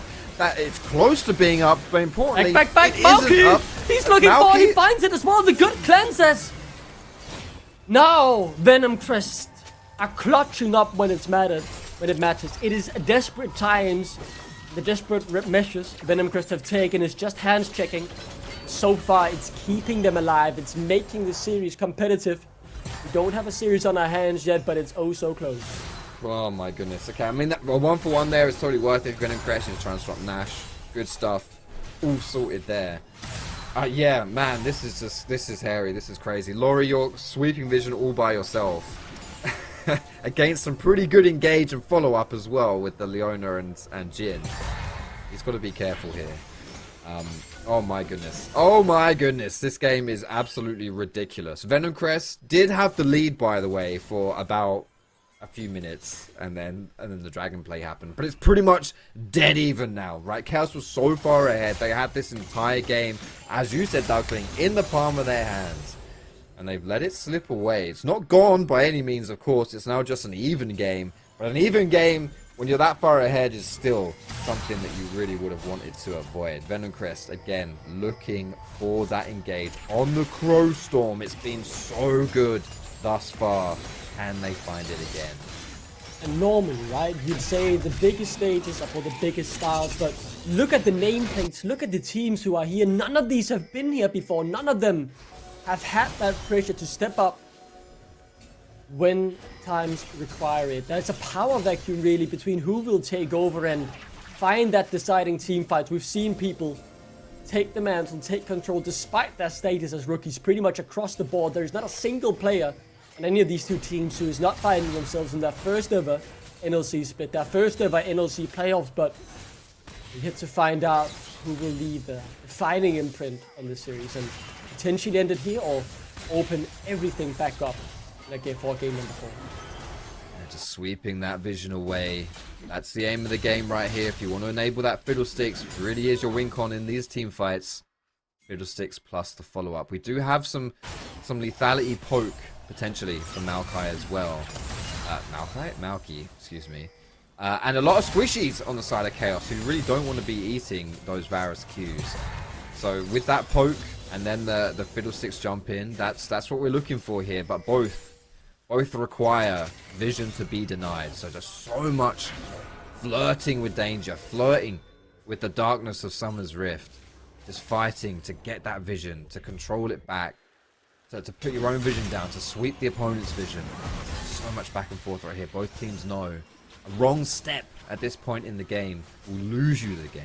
And that will have huge ramifications for the rest of the series. So much at stake, and with the Baron being up, obviously it's an objective we'll have to look at. We'll have to keep our eyes on, but in a minute's time, the Drake spawns, bringing yet more variables into the equation.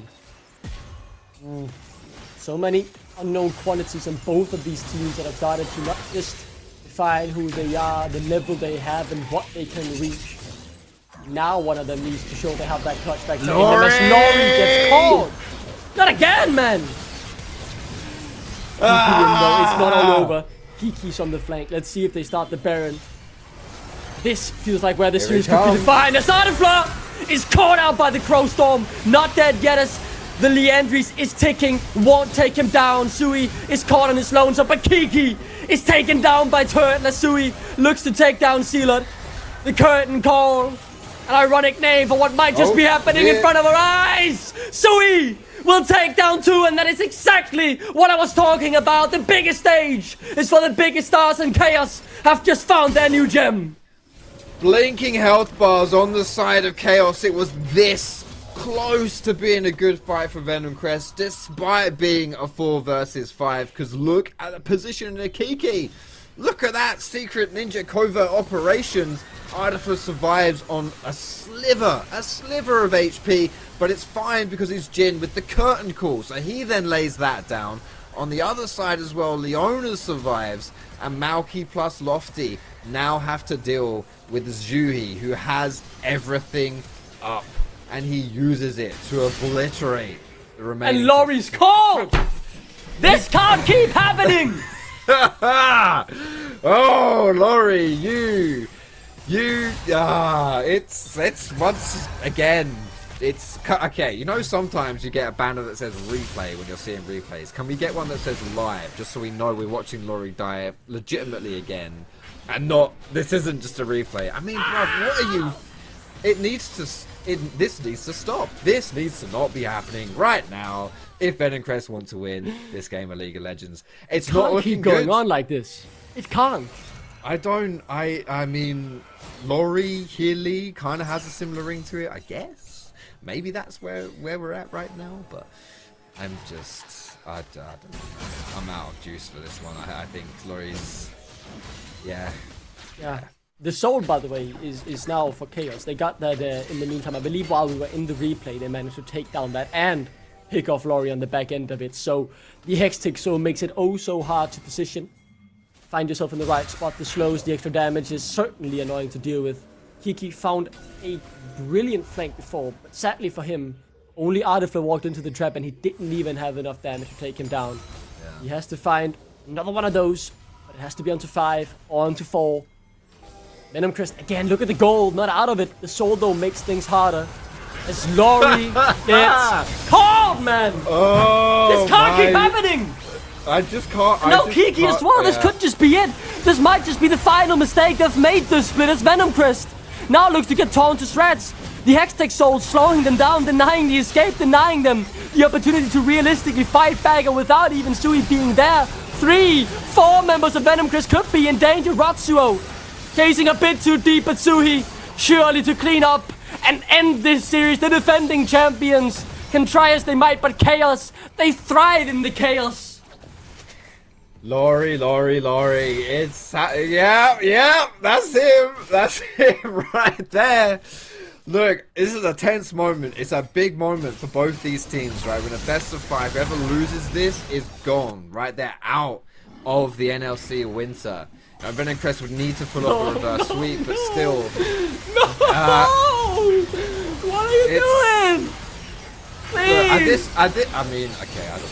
I guess at this point, like, it doesn't change anything. Whether he dies or not, right there, it doesn't change nothing. I can't. I know. It's just this, but I don't really. Yeah. Okay. I mean, I love Hylissang, right? And sometimes it just. I mean, there are ideas. Just it's not always they need to get. Like it doesn't look good when it doesn't work, right? You're going for these bold moves, and the confidence is inspiring, but when it doesn't work out, and especially in situations where it's not just you, it's your whole team as well. You pay a price, and that price is elimination currently from the NLC. Yeah. Oh, here we go. It's engaged. It's a close one. They found someone. They found Taxmi. Is this enough? Is this something that they can hold on to and keep themselves in the game? No. Artiflag goes unstoppable instead, and Sealant seems to be next up on the menu. One after one after one. The curtain corner looking to find another. As Venomcrest have found a moment, have found a window to try and squeak themselves through, but it got slammed shut in their face as the Goldie now continues to grow for KAOS. Yeah, it's back in KAOS' favor here. It's a 2 for 2, which, when you consider the state of the game, works just fine for Venomcrest. Able to stall it out, especially against this this Baron buff for KAOS. They also have this Hextech Soul, which is very powerful and is doing a lot of work right here for KAOS too. We're just trying to buy some time right now for Venomcrest, and the win con has not changed. It has not changed. You're looking to deny vision to get the poke through and to get those big fiddlesticks ults. The issue is It's now becoming that much harder to do. When you look at Zhui specifically, right? We've got Zhonya's, we've got Banshees to avoid that initial fear as well from the Fiddlesticks engage. And, you know, maybe Zyra is going to pick up something like as well as Zhonya's or Banshees next. So it's going to be harder to find those windows. It's going to be harder to find those gaps. Venomcrest, you know, their hope for this series, it is dwindling. It's not gone just yet. But KAOS are in a commanding position to sweep Venomcrest out of the NLC. One thing that's clear is there is no more room for air round. I think we might just have seen another mistake happen. Sealot caught trying to clear the mid wave and taken down by a KAOS quick on the same page. They are reading the same story. We are yet to find out if it's a fairy tale or a miracle run or whatever they've got cooking up in that books, but sure, this is another big chapter in KAOS history. They've never been in the NLC before, and in that first time, it's to bounce back. Disappointing seeding stage 2. Take down the defending champions, kick them out of the tournament, but Lofty, if he has anything to say about this, it won't be quite yet stopping KAOS in that trance. Yeah, some big poke right there. Both Malky and Lofty coming through. Big ultimate from Ez, right? That was like a 5-man, I believe, from him. So able to just dissuade KAOS from that push right here, which should time out the Nash as well. Now the big thing now, right? Elder Dragon. It's up in 20 seconds. We do have 4 dragons plus the soul for KAOS. Yeah. So if they're able to pick this up, it's going to be a big deal. Lofty. He thought he found Kiki, he didn't. Could this be the window? Oh, nah, they just disengage for now. Let's keep our eyes on Kiki. Eyes on Kiki. If he finds a flank, maybe there's hope, but he's rooted up. Sui has bought plenty of magic resist as well to make sure that he stays somewhat safe, even if Kiki finds the right engagement. Lori looking for the flank, clearing out the vision, doing his due diligence to find the right angle. Taxvi's poked out. There is a window for them to claim this Elder here. Taxvi might need to recall, reset, reassess the situation. Currently looking good for Venomcrest. Kiki's on the flank. There is no vision on him. He has walked right into the waiting tab. Lori is the bait, but he hasn't found the right angle yet. Is this it? He's channeling the Crow Storm. He's finding Sui, but look at how tanky he is. It takes so long to take him down, and before he can even press the sun, yes, he's deleted. And with that, you have to feel they've made their final mistake, as KAOS have found what they needed to take 2 down. Surely it's the Elder Drake, but the poke still stands strong. The ease of execution not quite there yet, as they found Lofty. As Artiflock goes legendary, the series looks to be over. Matsu is buying time, keeping Malky away. Sealer chasing down Artiflock, or won't be able to get the kill. Malky should claim it, but keep your eyes on who's in the base. It's none other than Sui, the man who's redeemed himself today, shown what he can do, shown why he was such a force to be reckoned with in Denmark. And as Lori will desperately try to stop him in his tracks, there is nothing that can stop Sui from this march to victory, from this march to eliminating the defending champions out of the NLC, as KAOS do the upset, complete the upset, and show their true strength, find their comfort. What a 3-0. Kiki is up with the Crow Storm. Surely not, man. Don't bait me like that, man. Off screen as well. That was a bit of a jump scare for Zui. That he does bring down those Nexus turrets. Malky was able to kill Turtle as Zui was pushing mid. But it was, I mean, I think Turtle was just trying to stop the recall from Malky. So here we go. We're sending it. We're sending it all in on this soul. And to be honest, I feel like this is the right play. Venomcrest, they're in a ditch. They're in problem. They're in a hole. Here we go. They've got it. They've got it. I mean, surely not, right? Surely Venomcrest doesn't just do the most unlikely thing you'd ever see here and pull this game back. The Elder Drake could certainly help them. Yes, they have to get out. And that's why I think this mission falls short. They got what they came for, but they have to pay the price. 2 carries gone, maybe even 3 if Lofty finds it. The slow is good, but has to respect that Elder Drake. A pretty strong Lofty. I think this is it. KAOS just needs to march down mid lane one last time. See that looking for the fight. Suhi should die. Suhi should actually be dead, but no! No! Unbelievable things keeps happening in this series, as they really tried. They really did everything they could, but KAOS were not to be stopped today. They were not to be disturbed on their march towards the victory. A brilliant snipe yet again from Artiflock to win this series. A great performance from KAOS as the upset's complete. The defending champions are sent packing, and it was indeed a fairy tale for KAOS here today.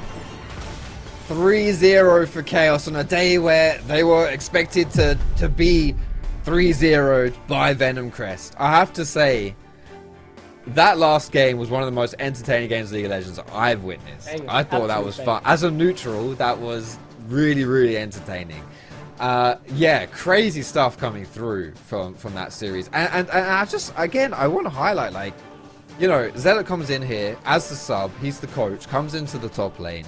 Kind of last minute, difficult situation for Venomcrest, but especially in that last game, I thought he was fine, he was solid, you know, like it's difficult being in that situation. But to be honest, KAOS just absolutely showing us some proper class in that series. I was really impressed by them, and I'm excited to see them in their next matchup. It's the first thing they described after a disappointing 0-2 first, right? Needing to find that confidence. It took a bit of time, but with the week break, they certainly found it. Suhi, Suo, the Flatex, and Turden all stepped up here today. A great performance from them, a clean sweep to keep them alive in the lower bracket, as we'll throw it onto the desk to discuss this even further.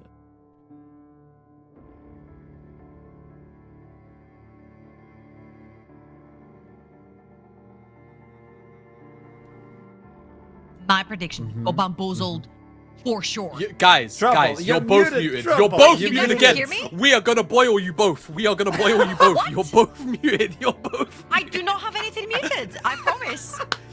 Oh. Okay. We got you, Okay. Treble. We got you, Treble. Okay. I just want to say, first and foremost, great cast by the two guys, Duckling and Foxy. Good stuff. Agreed. But also, my prediction got completely bamboozled. Because I might have had a 3-0. We're not 3-0 for Venomcrest. We're not keeping count. I would It's all like to good. say sorry. I wasn't familiar with your game. KAOS. Look, I'm sorry.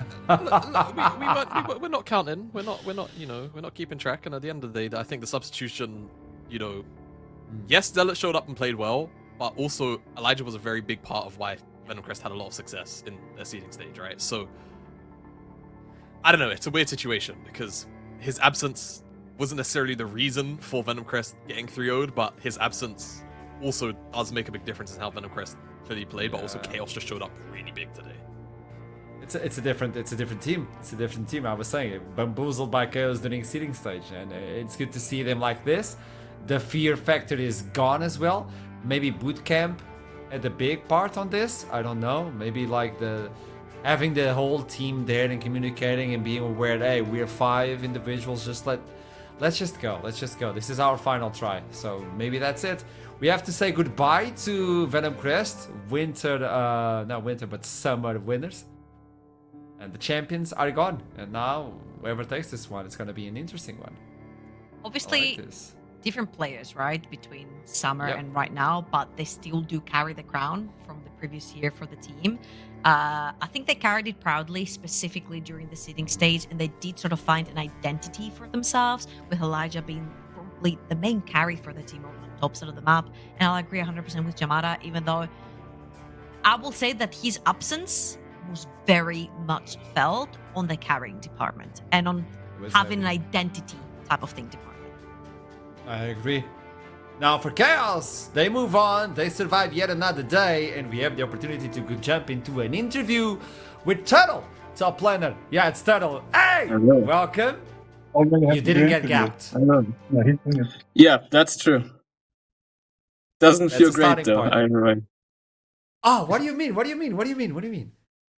I mean, I didn't play that well. It's just like it felt weird. I died so many times for no reason, and it was like not the greatest gameplay by me. So it feels kind of bittersweet in that way. But it's But we not still the won. same team we get to see in seeding stage. Was it the That is bootcamp true. buff where you got to see the entire team and everybody's feeling more comfortable? I don't even know. Like everyone is here struggling with 60 FPS. We're all complaining about certain things, but like somehow we're still performing super well. And I guess it's a bootcamp buff. I guess. You know what? You get home, you put FPS cap at 60, and you perform again. I mean, maybe that's the buff. Maybe it's the FPS.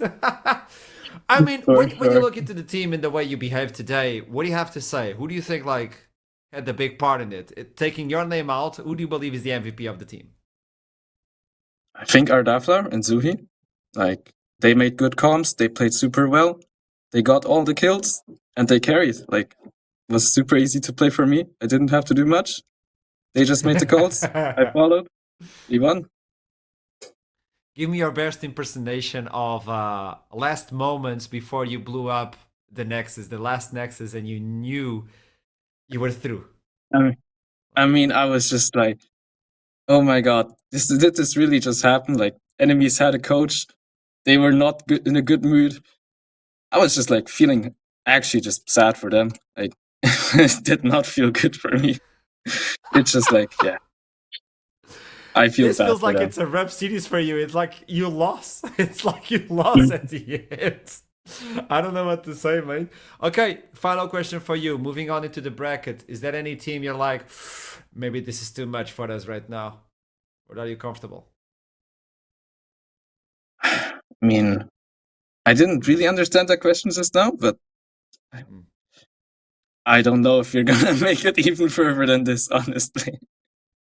You think this is it? I mean, but if you go with like one thing I really loved when KAOS joined in, and if I'm being honest with you, Turtle, was when somebody told me that, hey, KAOS was communicating with us, and they told us that they just want to come in and punch as hard as they can, regardless of the enemy. I think that's the bravest sentence and stance you can bring into an NLC that is packed with godlike characters. So if you That do is what you true. did today, and if you go with that confidence, what else can you ask? So why are you even scared of anyone else? Yeah. I appreciate that thought, yeah. Yeah, you did good today, Turtle. Wear that proud, okay? Thank you. You didn't get a single Obrigado. win on seeding stage, and you got 3 in a row and took a team out. Mm. You big. Yeah, it You feels big, surreal. Turtle. Rio. Thank I'll let you be. Best of luck. Obrigado, irmão. I'll see you soon. you. Bye-bye. That was actually so wholesome and so. Actually, you get to see the perspective behind somebody who's aspiring to be like a high caliber pro player, where he's like, I felt bad for them. I didn't enjoy my win as much as if I would have played against their star players. See where I rank up against the guys that's supposed to be my opponents, right? A win is a win, and you will always take it, especially when you're coming in as literally probably last place team on everyone's tier list, right? So a win is absolutely a win, but I love the attitude that he came into this interview with, where he's like, I just wanted to play against Elijah. I wanted to win against him. That's what matters. So that's a great mentality. Always moving forward, always developing, always evolving. I agree 100%. Let's look into the game and see, like, talk a little bit about it. We have the replays ready and set up so we can talk about what happened within the game, because it was an interesting one. We have to highlight that. We're looking into late replays where things are already in track for KAOS. I don't know. I don't know. There's a lot to take in. I agree with Jamada. It was not the coach. It was not the coach, in my opinion, but you're lacking a lot. You're lacking a lot from Elijah. Yeah. I think that the team just crumbled. Yeah, no, I think it's a very fair assessment, right? It wasn't really until very late into this game where it felt like maybe perhaps, between Lofty finally getting a little bit of breathing room on the Ezreal and, just kind of Malky also falling so far behind that he doesn't really get to play the game. Just having carries to play around the Venomcrest, it felt as though they could at the very least go toe to toe in a lot of these fights, and of course the very last second curveball pick of the Fiddlesticks does go a long way in helping to make a game chaotic as well. But yeah, it just felt as though overall the game state got a little bit too far away from KAOS, and it doesn't help when people are getting picked off left, right, and center. And I don't want to pick on a team or a player that's losing, or already been knocked out. Laurie did not do his team any favors throughout a lot of this game, and KAOS did the right thing and punished him time and time again, and it provided them opportunity after opportunity to pick up objectives, buy more space on the map, and continually put Venomcrest in a slightly more controlled deficit. I just want to give huge props to Zilot right here. I think he played that Zwane game so damn well. His ults were on point, his flanks were on point, the way he was trying to find angles around the team fights, protecting his carries, like, actually incredible. I feel like had there not been times that, like Jamada mentioned, where people were getting caught out right, left, and center, I feel like Venomcrest had a real good foot in this game to take our series to a fourth game for sure. I agree 100%. He did his best. Even at the end, when he was just standing with Ezreal, they were like, he's going to engage, and he engaged. It was perfect. He made some really good plays. But talking about good plays, let's see who are the players of the match. It's up to you to go onto Twitter and vote on who do you believe should get the player of the series candidate. I like this. Denmark. Daxvig, Zuhi, or Ransu. I love this. I was not expecting this. This is good. This is. You vote on who do you think is the MVP. For both of you, who do you think is the MVP? You go ahead, Jamada. You go first. I mean, I think Zui had a very consistent series. I think he had 3 very, very good games. I think Taxfig also had, I'd say, like 2.5 very, very good games. And I also agree with Turtle's call out as well that maybe I'm not gonna say like misfire, but definitely dropping an 18 kill game in game 3 also worth a mention. Didn't quite make it here because again the rest of the series for him was kind of just quiet passenger doing his role. But yeah, I would probably land on Zuhi personally, but do as you will, Twitch chat and Twitter, go and vote and get the MVP in. Listen, I'm gonna give my sympathy vote to the support because I think Rutsu had a fantastic Leona performance in that last game. However, that was just my sympathy vote. I'm gonna go with Zuhi as well. I think throughout the entire series, he was consistently the better mid laner, and also the adaptation in his playstyle, going from playing the front to back team fights to adapting into a side lane pressure mode with the Azir to finding those engaged in the shoves that he needed to turn a lot of these fights around. I think he had a spectacular series. I agree with both of you on this one. As well, we have to say farewell to Venomcrest. So let's look into the bracket updated. Venomcrest is no longer in the competition, and KAOS will move on to fight off versus Rich Gang. Meanwhile, Ruddy is waiting for their opponent. Now, this means that on February 12th, we're going to see another elimination match, which is going to be KAOS versus Rich Gang, then followed by Los Ratones versus Bulldogs on February 13, and then Verdant versus Nord on the same day. These 2 matches are best of 3 because they are on the upper bracket. All of those who fall from the top will have to go on to losers, and they only have another continue. It's going to be a rough down there, but it is what it is. Rich Gang started really strong with like clean score. They got demolished on the first round of playoffs, so I don't know, KAOS. I don't know. Don't push, like, don't pull those punches and just go heavy. Don't be afraid. Now, Jamara, Trouble Link, what are you doing on March 1st and 2nd? Ooh. Wrong! You're gonna be in Nottingham! You're gonna be in Nottingham with us. Look at this. Beautiful. Join us in. And all you need to do is buy tickets on February 9 at 11 Central European Time AM.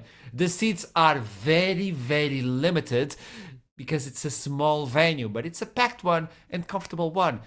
I've seen it already. I was on the rehearsal online. I was not in Nottingham. I believe Middlecourt is in Nottingham.